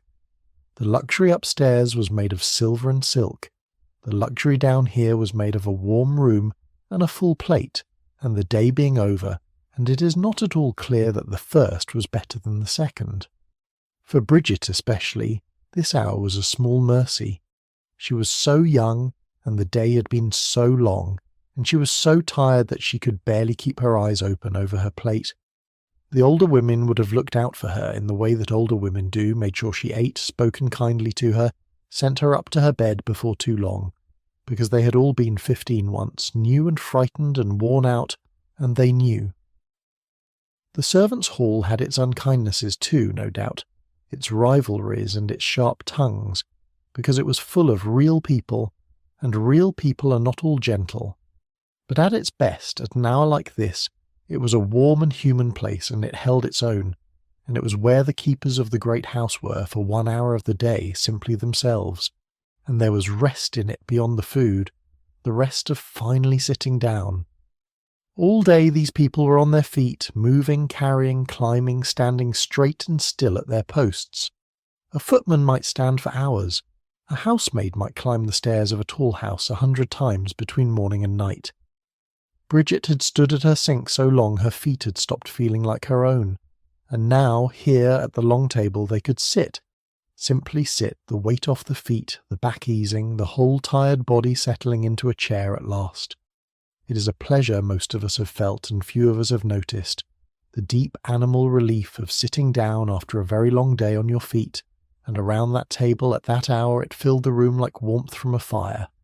They would linger over it a while, the ones who were not too tired to linger. There might be a cup of tea or a glass of beer. There might be a bit of sewing taken up by the fire, a stocking to darn, a letter to read again. There might be talk of home, of the old country, of the family far across the water, or news from another house down the avenue where a cousin or a friend was in service too, for these households were all connected, servant to servant, up and down the street, a whole quiet web of people who knew each other's business and looked out for their own. For an hour the great house above them ceased to matter. Down here was their own small country, warm and lamplit and plain, and they were its people, and it was, for this 1 hour, enough. But the hour is late, and the morning, for these people, comes very early. One by one, as the supper ends, they rise from the table. There is nothing left to do now. The house is dark and safe and warm above them, the fires banked, the doors bolted, the family asleep, the watchman walking. It is time, at last, to go up to bed. So they take their candles, or they reach for the switch of the new electric light on the stair, and they begin the long climb up to the small rooms under the roof. Let us climb with Kate, up the last narrow stair, to the warm bed that has been waiting for her all through this long day. And so we come, at the end of the long day, to the climb that ends it. Up from the servants' hall, up the narrow back stair, all the way up through the height of the great sleeping house, to the plain corridor under the roof, and the small rooms where the women sleep. Let us climb it slowly with Kate, because this climb, tired as it is, leads to the warmest and most wanted thing in her whole world, and we have been waiting for it all night. She takes a candle, perhaps, though in this house there may be the new electric light on the service stair, a switch to press at the bottom that lights her way up. Either way, the light is small and plain, and the stair is narrow and steep, and she climbs it the way you climb stairs at the very end of a long day, slowly, one hand on the rail, her feet heavy, the tiredness sitting on her like a weight. Up past the family floors, where behind closed doors the family sleeps in the beds she turned down hours ago. Up past the point where the warmth of the great furnace still reaches, and into the cooler air near the roof, up to the top and along the plain corridor to her own small door. And here is her room. The same small plain room we looked into at the start of the night, 10 feet by 12, the scrubbed boards, the whitewashed walls, the washstand, the chair, the plain window set in the slope of the roof, and the narrow iron bed. By the standards of the floors below it is a bare little room, and the air in it is cool because it is near the roof, where it was sooty and either too hot or cold, and tonight, in winter, it is cold. But look at it now through Kate's eyes, at the end of her day, and it is not bare at all. It is hers, it is quiet, and in it is her bed.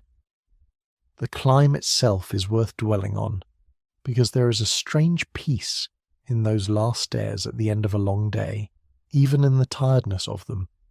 The house is quiet now, all its noise behind her. The stair is dim and narrow and entirely her own.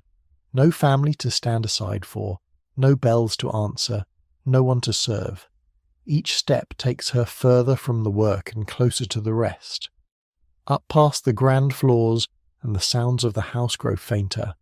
Up past the family floors, where all is closed and still. Up into the plain top of the house, where the air is cooler and the world is smaller and simpler, just a plain corridor and a row of plain doors, and behind one of them, her bed. There is a loosening in the body with every step, the day falling further behind, sleep coming closer, and by the time she reaches her own door, she's moving in a kind of warm fog, half asleep already on her feet. There is nothing in the world so good as your own bed at the end of a day that has emptied you out. You know this feeling. Everyone knows this feeling. The whole body has been waiting for it for hours, and now here it is, and the wanting of it is almost sweeter than the thing itself. Kate sets down her candle. She takes off her dark work dress and puts on her nightgown, and the cold air touches her for a moment, and then she turns back the blanket and climbs into the narrow bed. And the bed is cold at first, as beds are in cold rooms, but her own warmth begins to fill it, slowly, the way it always does, and the blanket holds that warmth in, and little by little the small bed becomes a pocket of warmth in the cold room, a warm nest under a cold roof, and she draws up her knees and settles down into it and lets out a long breath.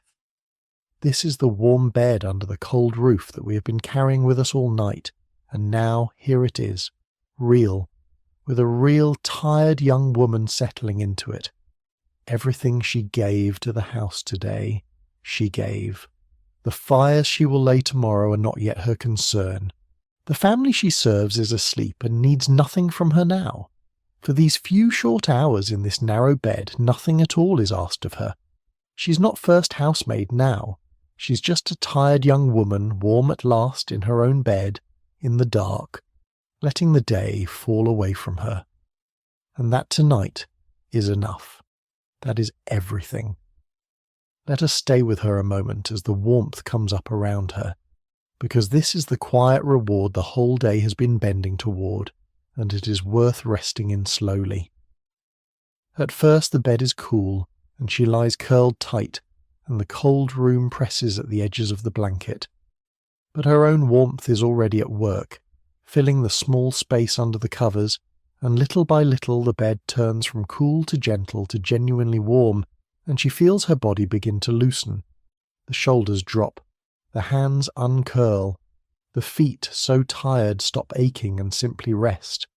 The long day, all its stairs and bells and fires and cans of water, begins to drain out of her, and something soft and heavy comes up in its place, the first deep pull of real sleep. She's too tired even to think for long. A face from home, perhaps, a scrap of the day, and then the thoughts themselves grow slow and warm and wander off, and she is going down, down, into the deep, good sleep of the truly tired. And above her, all around her, the great house holds her while she goes. The roof over her head keeps off the snow. The banked fires below keep the worst of the cold at bay. The bolted doors keep the night out.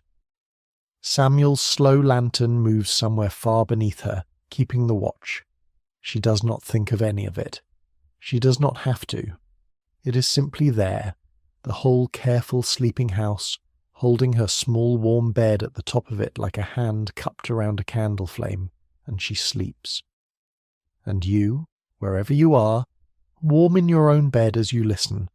You're lying down alongside her in a way, across all the years. The same simple animal comfort, the warm bed at the end of the day, the body finally still, the letting go. It was hers, in that small room under the roof more than 100 years ago. It is yours now, tonight, wherever you are.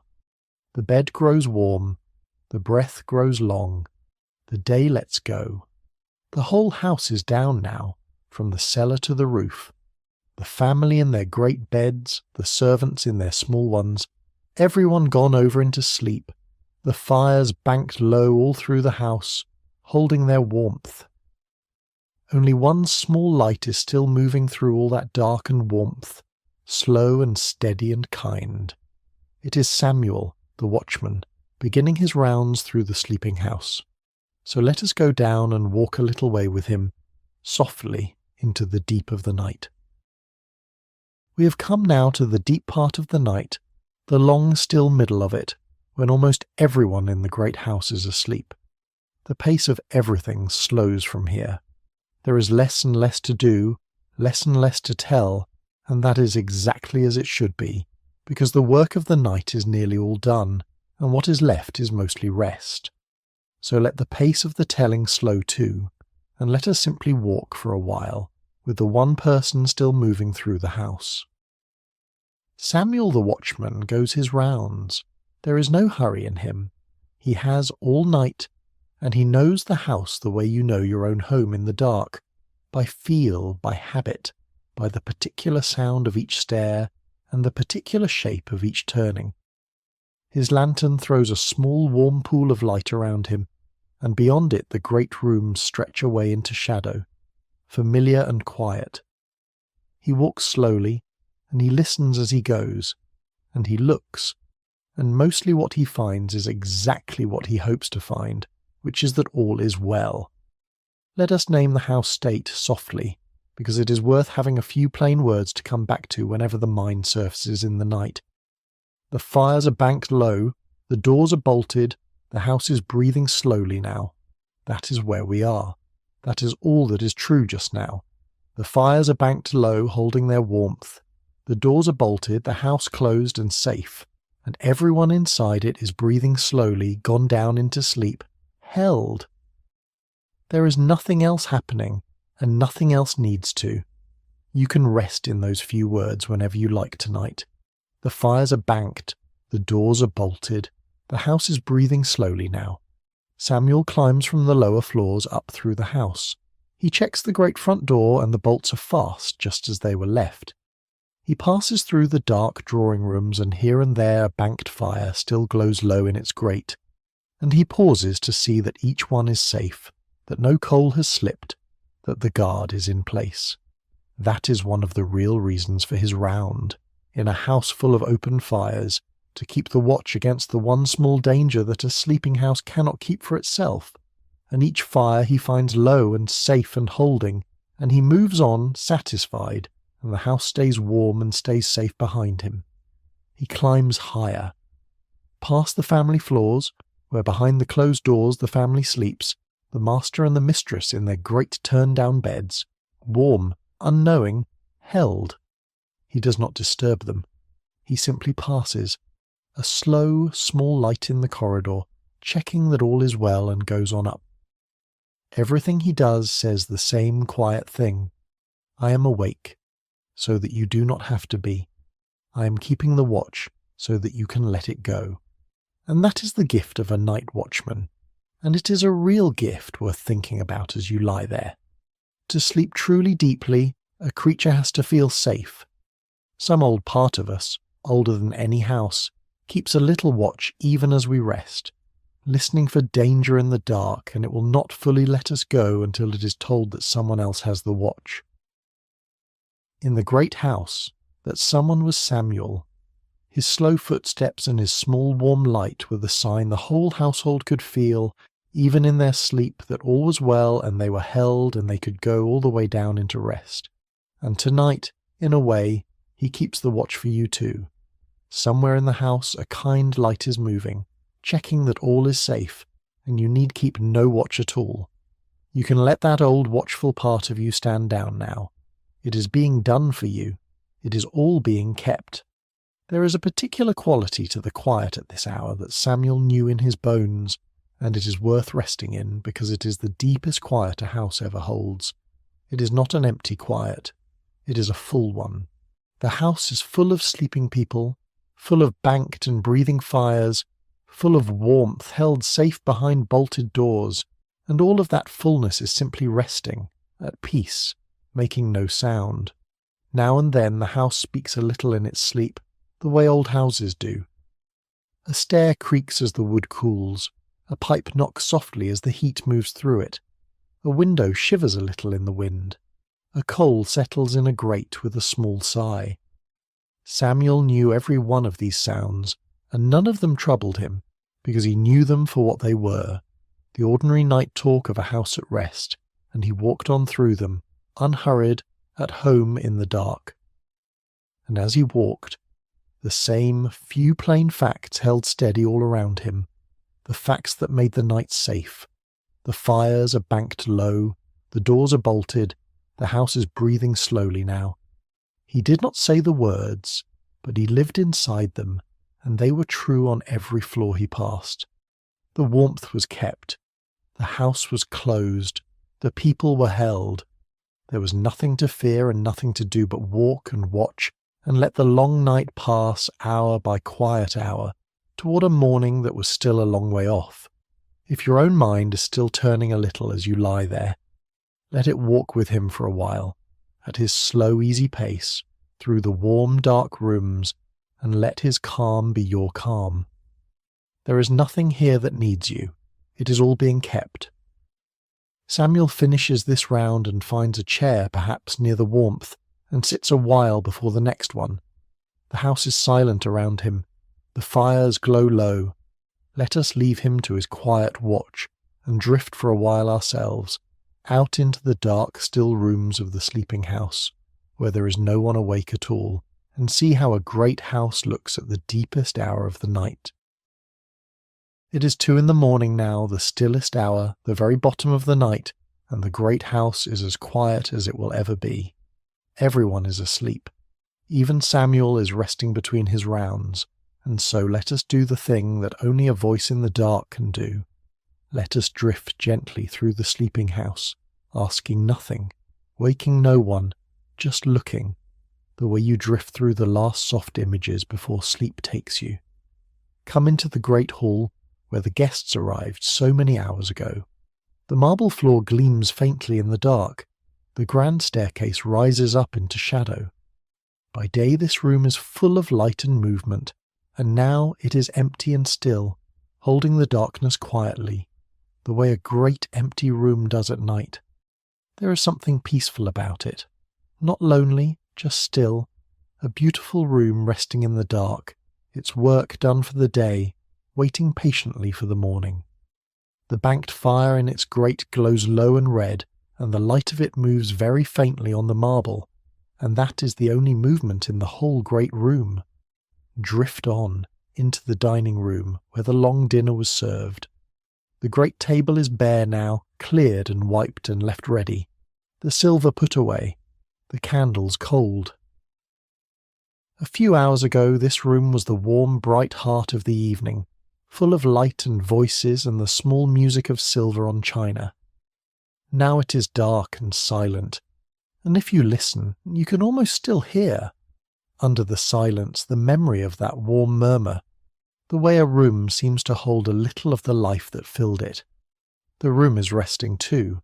Everything in this house, at this hour, is resting. Drift up the great staircase, slowly, the way a feather would drift, past the family floors where the bedroom doors are closed on the sleeping family, each behind its own quiet door, each in a bed turned down hours ago by careful hands. Behind one door the mistress sleeps, her jewels locked away, her long hair loose on the pillow.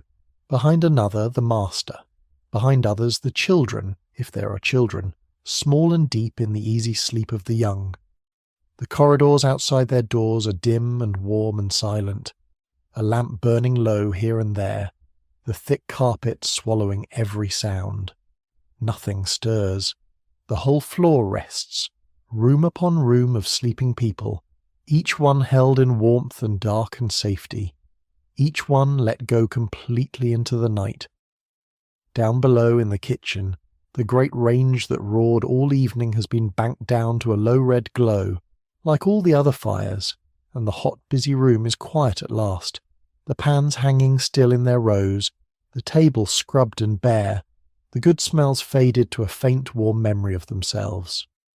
The scullery where Bridget stood is dark, the sink empty, the water still, and in the cellar deepest of all the great furnace glows and murmurs to itself, tended still, never quite let out, keeping the whole house warm from below all through the night. That fire never fully sleeps, so that everything above it can, and up through all the sleeping floors to the small rooms under the roof where the women lie asleep. Kate in her narrow bed, warm now, her tiredness carrying her down into a deep and dreamless sleep. Bridget, the youngest, gone over almost the moment her head touched the pillow, the long hard day finally released. Ellen and the others, each in her own small room, each finally at rest. The rooms are cool, up here near the roof, but the beds are warm with the warmth of the sleepers in them, small pockets of warmth under the cold roof, and the women sleep the deep sleep of people who have truly earned it. Let us drift a little longer through the quiet, because there is no hurry now, and the drifting is the whole point. Move through the library, where the books stand in their shelves in the dark, thousands of them, silent, keeping their stories to themselves till morning. Move through the great stairwell, where the staircase curves up and up into shadow, the banister gleaming faintly, the steps that carried so many feet today now carrying no one at all. Move past the tall windows where the snow can be seen still falling outside, soft and endless, catching the faint glow of a street lamp far below, falling on the sleeping avenue and the sleeping park and the whole sleeping city beyond. Everything is slow, everything is still.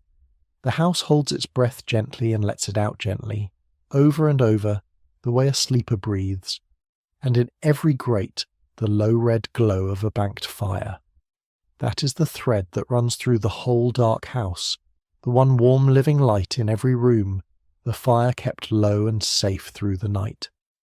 Follow it from room to room, and it is like following a string of small warm lamps through the dark, each one holding its heat, each one waiting patiently for the morning, the drawing-room fire, the library fire, the hall fire, the fires in the bedrooms where the family sleeps, the great furnace far below, deepest of all, and up under the roof, no fire at all, only the small warm bodies of the sleeping women, each one a little source of heat in the cold, keeping her own bed warm the way the fires keep the rooms warm, by simply being and resting and holding on to the warmth through the dark. The whole house sleeps, from the glowing furnace in the cellar to the cool attic under the roof, and it is a lovely thing, a great house asleep, warm and safe and still in the winter dark. The fires are banked low, the doors are bolted, the house is breathing slowly now, all of it, upstairs and down, family and servants, all held in the same warm dark, all resting. There is nothing here now but rest, and that is exactly as it should be, at 2 a.m, at the bottom of the night. But this one house, warm and sleeping in the dark, is not alone. All up and down the avenue, house after house is doing the very same thing, each one holding its own sleeping household, each one with its own small rooms under the roof and its own tired women resting in them. So let us drift, for a moment, up and out, above the roofs, and look at the whole sleeping avenue, and the 2,000 who are resting under its eaves tonight. Let us rise gently in the imagination only, up above the one house we have been keeping, and look out over the whole of the avenue in the deep of the night. Below us 5th Avenue runs away north and south, the long row of great houses dark now, their bright windows gone out, only here and there a low light burning, the whole splendid street gone quiet under the falling snow. It is beautiful, this sleeping avenue, in a different way than it was beautiful when it glowed. Now it is the beauty of rest, a whole street of great houses, and all the lives inside them, gone down into the safety of sleep. And under every one of those roofs, the same thing we have watched tonight is quietly true. Behind each dark front is a sleeping household, and folded inside each sleeping household is another one, the working household, the servants, most of them women, most of them asleep now in their own small rooms under their own roofs. House after house, roof after roof, all the way up the avenue, each with its Kate and its Bridget and its Ellen, its housemaids and kitchen maids and ladies' maids, resting at last after their long days. Think, for a moment, of all of them at once, not one house but the whole avenue, not one attic but every attic, the length of Millionaires Row, each one holding its few tired women asleep under the eaves. Add them up, house by house, 20 or 30 or more servants to a house, weighted heavily toward the women who did the indoor work, and the number climbs quickly, up into the hundreds and then into the thousands. 2,000 maids and more, sleeping tonight under the roofs of Fifth Avenue. That is the picture in the title we began with, and now you can see what it really means. It was never one house. It was the whole avenue, the whole hidden army of women who kept the whole gilded street alive, all of them resting at the same deep hour of the same winter night. And picture how the avenue looks now from above, holding them all. The long straight street running through the dark city, lined on both sides with the great houses, their fronts dark, the snow settling white on every roof and ledge and gate post. Under each of those white roofs, the small rooms, and in the small rooms, the sleeping women, tucked in under the eaves, the length of the whole grand street. If you could see warmth as a light, you would see it now, a little glow in every attic, a scatter of small warm lamps all up and down the avenue, each one a resting maid keeping her own bed warm through the winter night. The great cold city all around, and this one bright warm thread running through it, the sleeping keepers of the sleeping houses, holding their small warmths against the dark. It is a lovely thing to see, even only in the mind, and it changes how the whole avenue feels. By day, and in the histories, Fifth Avenue is remembered for its wealth, its famous names, its marble and its parties. But at this hour, in the deep of the night, it is something simpler and warmer than all of that. It is a street full of sleeping people, most of them young women a long way from home, all of them tired, all of them resting, all of them held by the same falling snow and the same deep quiet. The wealth is asleep, the names are asleep, and the keepers are asleep too at last, their long day done, their warm beds holding them, the whole grand avenue gone gently over into rest. It is a staggering thing when you hold it whole, and yet the wonder of it is a gentle wonder, nothing sharp in it at all. 2,000 young women, most of them far from where they were born, many of them having crossed an ocean to be here, all gathered along this as one grand avenue, all spending their days keeping the fires and the kitchens and the beds of the richest families in the country, and all of them now, at this hour, asleep. 2,000 small warm beds under 2,000 feet of cold roof, 2,000 tired bodies finally at rest.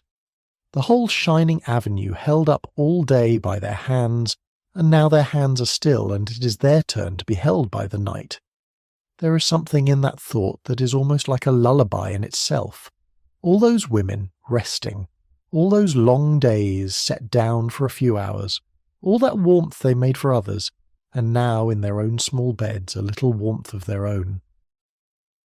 You are one of many tonight too, wherever you are listening, all up and down your own street, your own city, your own dark country. People are lying down as you are lying down, tired as you are tired, letting the day go as you are letting it go. There is company in it, even in the deep of the night. You are not the only one awake, and soon you will not be awake at all, and that is fine, that is good, that is what the night is for. And think of who they were, all these sleeping women, spread along the avenue in the dark. Most of them were young, in their teens and 20s, at the very beginning of their lives. Most of them were far from home, many of them from across the ocean, from Ireland and Germany and Sweden and beyond. Girls who had said goodbye to their mothers at a cottage door and boarded a ship and crossed the cold grey sea to a country they had never seen, to work in houses grander than anything they had ever imagined. And here they were, all of them, at the end of another long day, asleep under the great roofs of Fifth Avenue, dreaming perhaps of the green fields they had left, or of the money slowly growing in a tin, or of nothing at all, the deep blank sleep of the young and the tired. A whole generation of brave young women keeping the houses of the richest people in the world and resting now all together under the same falling snow. There is a fellowship in that thought that reaches all the way to you, tonight, wherever you are, Because you are one of many too, all up and down your own street, your own town. People are lying down as you are lying down now, tired as you are tired, letting go of their own long days. And back across the years, 2,000 women on one grand avenue did the very same thing, on a winter night much like this one, laid their tired bodies down and let the day go and sank into the dark. You are part of a very old company, the company of everyone who has ever been tired at the end of a day and been given the mercy of a bed. It stretches back and back, further than Fifth Avenue, further than memory, and tonight you're simply taking your place in it, one more tired person, lying down in the warm dark, letting the day go, exactly as they did, exactly as people always have. And here is a last gentle thought to carry toward morning. Many of these very houses that held these very women are standing still tonight, more than 100 years on. The avenue has changed and much of it is gone, but not all.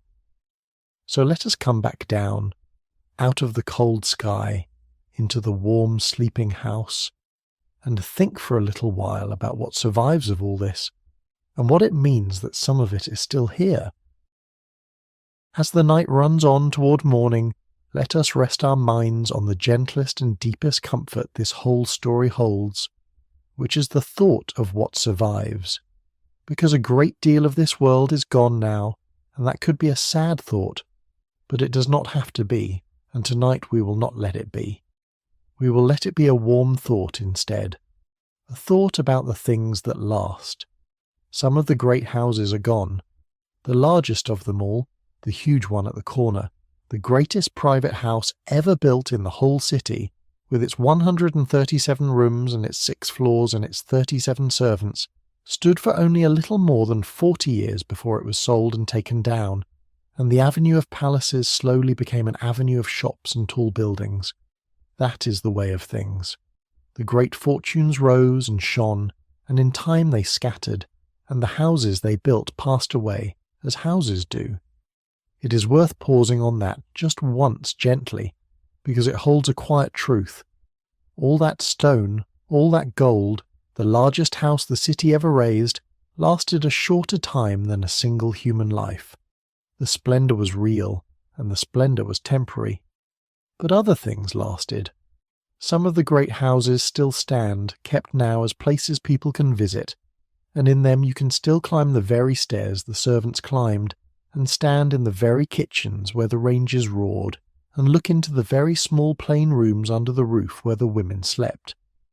More and more, these houses tell the servants' story now, not just the families. The maid's iron bed, the plain washstand, the narrow back stair, the great furnace in the cellar, all of it kept and shown so that the keepers of the house are remembered along with the kept. The women who were meant to be invisible are at last a little bit seen. There is a justice in that, quiet and late, but real. And when you walk through one of these surviving houses today, the part that stays with people longest is often not the ballroom at all, but the servant floor. The guides take visitors up the narrow back stairs now, into the plain rooms under the roof, and show them the iron beds and the washstands and the small bare spaces where the maids slept. And something changes in the room when they do. People go quiet, because the grand rooms are dazzling, but they are distant, hard to imagine yourself into. The small plain servants' room is different. Anyone can imagine themselves into it. Anyone knows what it is to be tired, to want a bed, to have only a small space of your own in a large indifferent world. And so it is often the maid's little room, more than the mistress's grand one, that people carry home with them, the place where the whole vanished world suddenly becomes real and near and human. The keepers, who are meant to be invisible, turn out to be the ones we remember most, and other things lasted that you cannot visit, because you carry them with you. The very way we speak still holds this world inside it. When we talk of upstairs and downstairs, we are speaking of these houses, the grand floors and the working ones, without even knowing it. When we speak of the 400, we are naming the old elite of this very avenue. The age left its words in our mouths, and we use them still more than 100 years on, little pieces of that vanished world living on in ordinary speech, warm and worn and unremarkable. But the deepest thing that survives is not a house or a word. It is the thing itself, the act at the very centre of this whole long night, and it never ended at all. Somewhere tonight, right now, as you lie there, a fire is being banked low against the cold, or a furnace is being kept burning, or a heat is being held steady, so that someone who is sleeping will not wake into the cold. Somewhere a bed is being made ready for a tired person. Somewhere someone is keeping a watch, staying awake, so that others can rest. The great houses came down, but the tenderness that ran them did not come down. It goes on, everywhere, all the time, in every home where someone keeps the warmth for someone else. That is the permanent thing. The splendour was temporary. The keeping of the warmth is forever. There is a reason these old houses move us so, the ones still standing, and it is worth a gentle word.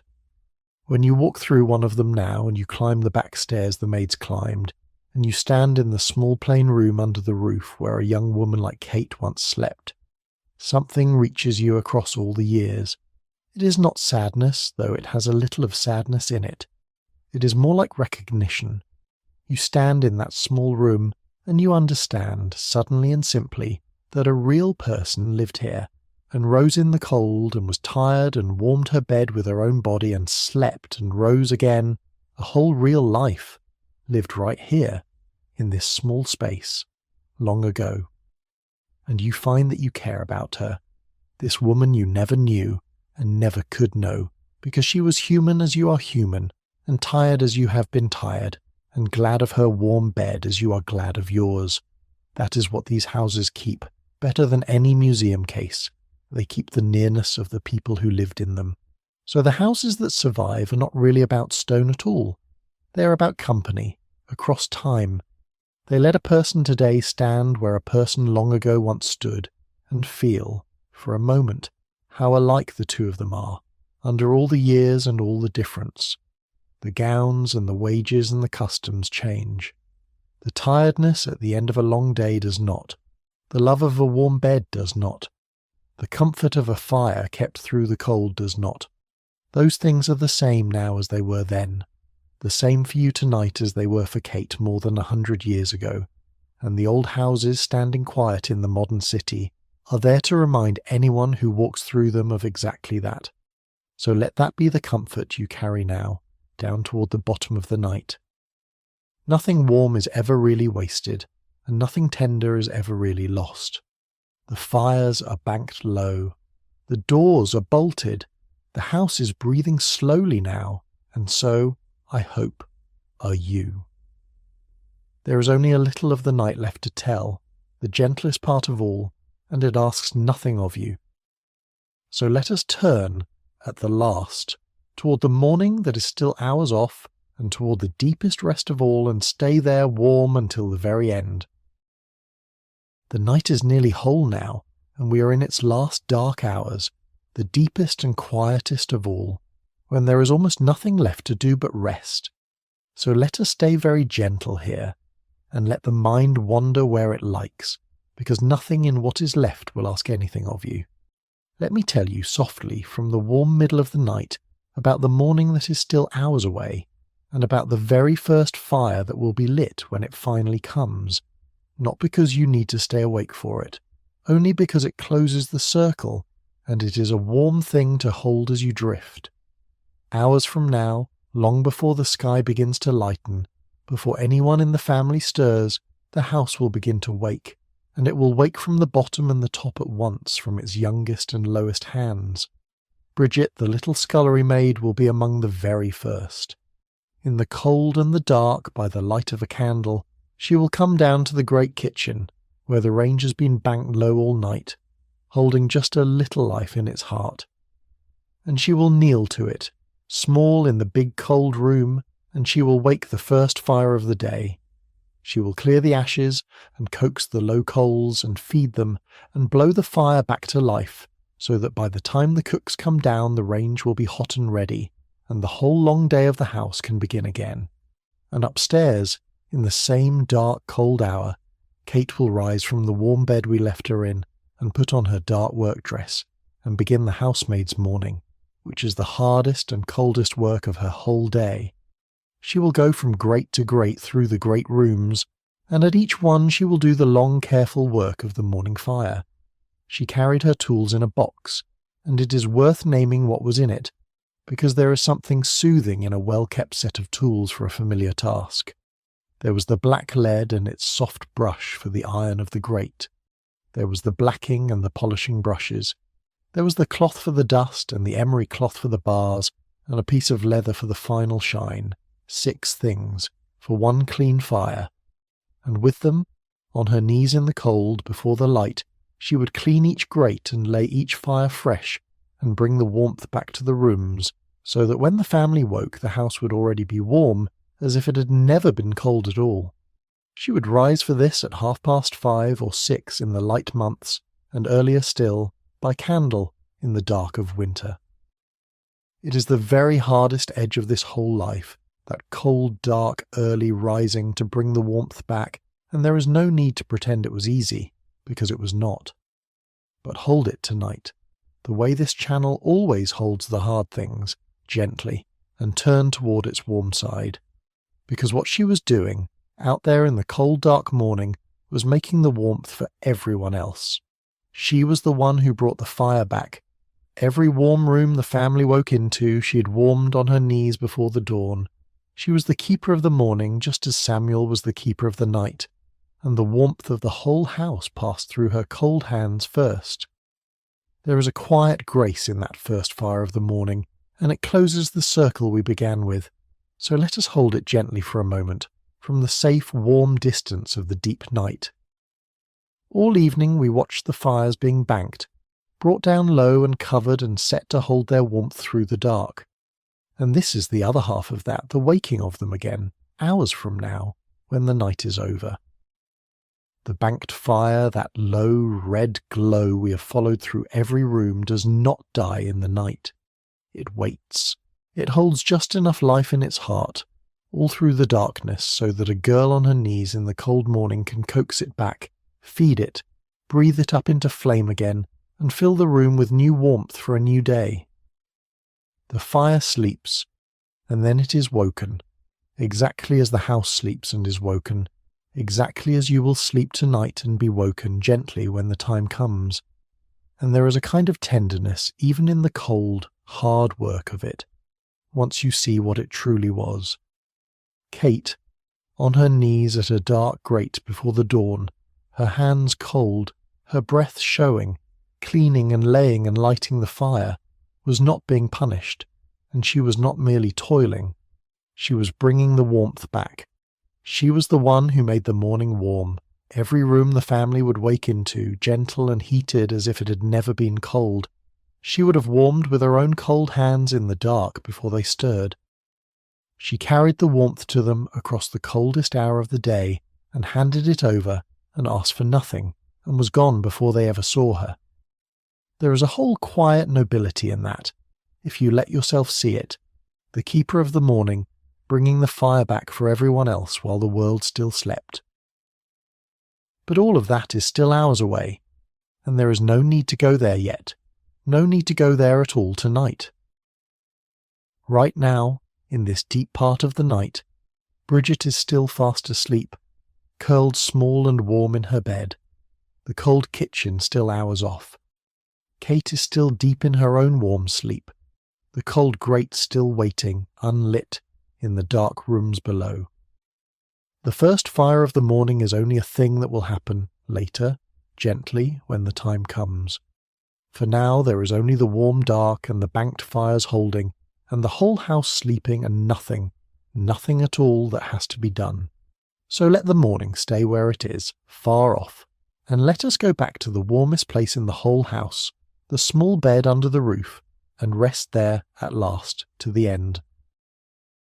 So here we are at the last in the warmest and smallest and safest place in all this great house, the very place we have been travelling toward since the beginning of the night, the narrow iron bed under the sloping roof in the small plain room at the top of the house, Kate, asleep in it, warm at last, and you, wherever you are, warm in your own bed, lying down alongside her across all the years. Let us simply stay here now, and rest, and let the night finish gently around us.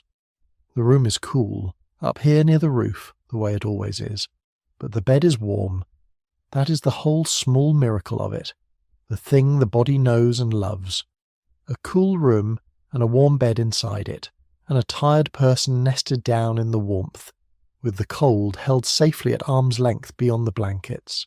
There is no more comfortable thing in the world. Kate lies curled on her side, her knees drawn up, the blanket pulled to her chin, and the warmth she's made fills the little bed and holds her, and she is deep, deep asleep further down than dreams, in the true rest that the truly tired are given. Nothing is asked of her now. That is the sweetest part. All day the house asked things of her. This room and that fire, this bell and that stair, on her feet from before the dawn until the late night, always something more to do, always someone to serve. And now, for these few short hours in the dark, there is nothing. No bell can ring for her here. No task waits that cannot wait till morning. She has set the whole great house in order, turned down every bed, banked every evening fire, and climbed at last to her own. And now she is allowed simply to rest, and she does completely, the way a child rests, the way you rest when you were once a child, and someone else was keeping the world safe so that you could, and someone is keeping it safe, even now, below her, all through the house. The fires are still banked and holding their low warm glow. The great furnace in the cellar still burns, tended in the dark. Samuel still walks his slow rounds, or sits by his lantern between them, awake so that she can sleep. The doors are bolted. The snow falls soft and silent on the avenue outside, and inside, in her small warm bed under the cold roof, Kate sleeps on, held by all of it, by the banked fires and the bolted doors and the quiet watchman, by the whole careful sleeping house, keeping her as she spent all day keeping it. Let that be the picture you rest in now, because it is yours as much as hers. The warm bed, the cool quiet room, the safe dark house all around, the fires holding their warmth below. Someone awake and kind, keeping the watch so that you do not have to. Nothing asked of you, nowhere to be but here. The day, whatever it held, set down now. Finished, let go. You have done enough. You have done all of it. And now it is your turn to be kept, the way the warmth is kept, low and safe and steady, through the long dark hours till morning. Let us just stay here a while, in the warm dark of the little room, and let the time pass slowly, because there is nowhere else to be and nothing else to do. Listen to how quiet it is. The wind at the window in the roof, far off and soft. The faint tick of the house settling below. The slow sound of Kate's own breathing, deep and even. The breathing of someone very far down in sleep. That is all. The whole loud, bright day, the bells and the stairs and the fires and the voices, all of it gone now, faded away to this. One tired young woman breathing slowly in a small warm bed at the top of a sleeping house, in the deep middle of a winter night. It is the stillest and safest place in the whole world, this small room at this hour, and we are lucky to be here in it, and so are you, in your own small still room, wherever it is. And notice how little the body needs in the end to be content. Not the marble, not the gold, not the 14 courses or the silver or the ballroom, just this, a place to lie down, a blanket to hold the warmth in, a roof to keep off the snow, quiet and dark and safety and rest. Kate had all of it. In her plain little room, everything the body truly needs to be at peace, and the family in their grand beds below had exactly the same things and no more, when it came down to it, the same warmth, the same dark, the same rest. At the very bottom of the night, in the deep of sleep, the great house and the small room came to the same thing, which was a warm body at peace in the dark. That is all any of them had down there in sleep. That is all any of us ever has. And it is enough. It is everything. It is the whole quiet treasure the night gives away for free, to the rich and the poor alike, to the family and the maid, to Kate long ago, and to you tonight. So take it now, that treasure, the way she took it. Let the warmth hold you. Let the dark be soft. Let the breathing slow. There is nothing you need to keep hold of. There's nothing you have left undone that cannot wait for the morning. The day is over. You did enough. You can set it all down now, the whole weight of it, and simply rest, here, in the warm and the dark and the quiet, exactly as she is resting, one floor of the world among all the sleeping floors tonight. There is almost nothing left to say now, and that is right, because there is almost nothing left to do but sleep. Below her the fires are still holding their warmth, low and red and steady in every grate, waiting patiently for a morning that is still hours and hours away. Let us stay with them for one last moment, with the banked fires and the sleeping house, and let the night close as gently as it began. We began the night with a question. Out on the cold, bright avenue, looking up at all those glowing windows, we asked, who keeps the warmth while the rest of the house is sleeping? And we have spent the whole long night finding the answer, and now, at the very end, we can say it, softly, and rest in it. The warmth was kept by hands, by Kate, who turned down the beds and rose in the cold to lay the fires, by Bridget, so young, first awake in the great kitchen, by Ellen, waiting up in the quiet to see her mistress into sleep, by Thomas, feeding the furnace in the dark cellar all night long, by Samuel, walking his slow rounds with his small, kind light, by the whole hidden household, most of them women, most of them young, who kept the fires and the kitchens and the beds and the watch, so that others could be warm and safe and could sleep. That is who kept the warmth, not magic and not money. People, tired, skilled, ordinary people, whose care was the truest luxury the whole Gilded Avenue ever offered, worth more than all the marble and all the gold, because warmth and safety and rest are worth more than those things, and always were. Say it once more, softly, because it is the whole answer to the question we carried all night, and it is a warm thing to hold as you go under. Who keeps the warmth while the rest of the house is sleeping? The keepers do. The ones in livery and aprons, the ones on the narrow stairs, the ones on their knees at the grates in the cold. Kate and Bridget and Ellen and Thomas and Samuel and the whole hidden household, and the 2,000 more of them along the avenue, and all the countless keepers of the warmth who came before them and after them, down to the ones keeping your own warmth tonight. That is the answer. It was always people. The warmth was always made and kept by people, quietly for other people, out of skill and habit and a kind of care that did not always know its own name. And the warmth they made was the truest and kindest thing the whole Gilded Avenue ever held, worth more than all its marble, because it is the thing we all need most and remember longest, to be kept warm and safe in the dark by someone, so that we can rest. And here is the last gentle truth, the one to fall asleep inside. The great houses are mostly gone now, the fortunes scattered. The largest house of all came down after barely 40 years. All that splendour was temporary, as splendour always is. But the thing at the heart of it, the keeping of the warmth for someone who is sleeping, that never ended, and it never will. It is happening tonight, all over the world, wherever anyone keeps a fire or a heat or a watch for someone they are caring for. It was happening on Fifth Avenue more than 100 years ago, in the small hours of a winter night, and it is happening now, wherever you are, because something is keeping you warm tonight too, and holding the cold away, and letting you rest. The splendour passes, the tenderness stays. You're falling asleep on the thing that lasts. It is a gentle thing to know as you fall asleep, that the warmth around you was made by someone, and that it always has been. We do not often think of it. We turn on the heat, and it comes, and we think no more about it. But somewhere, always, someone is keeping it. Long ago it was Kate and Bridget and Thomas and all their kind, on their knees at the grates, feeding the furnace, banking the fires.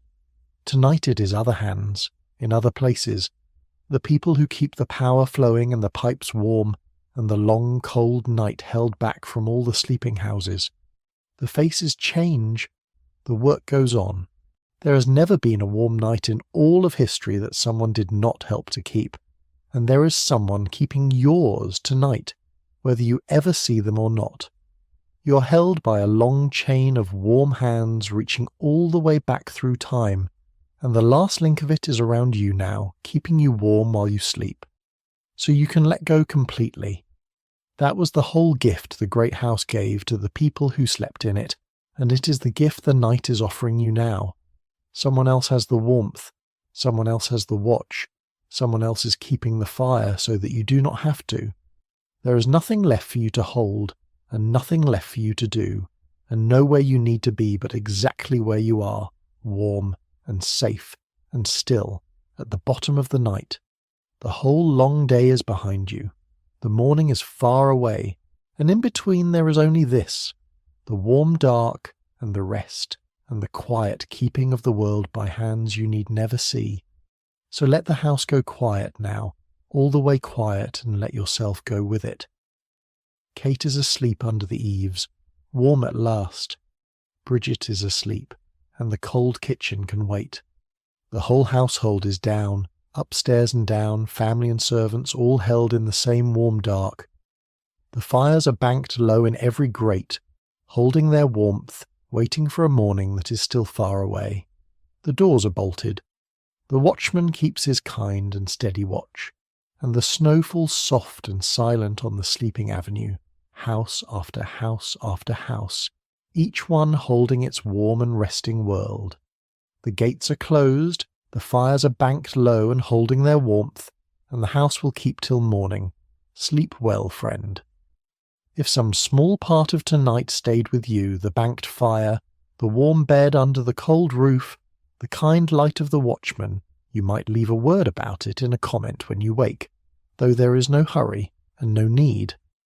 If these quiet nights are good for your rest, a like and a subscribe help them find the others who are looking for them, and when you are ready for another one, I will have a new night waiting, a great hotel this time from midnight to dawn, and all the quiet hands that keep it while the city sleeps. But that is for another time. For now there is only this, the warm bed, the banked fire, the safe dark house, and the snow and the rest. The fires are banked low, the doors are bolted, the house is breathing slowly now, and so are you. Sleep well, friend. The warmth is kept. Good night.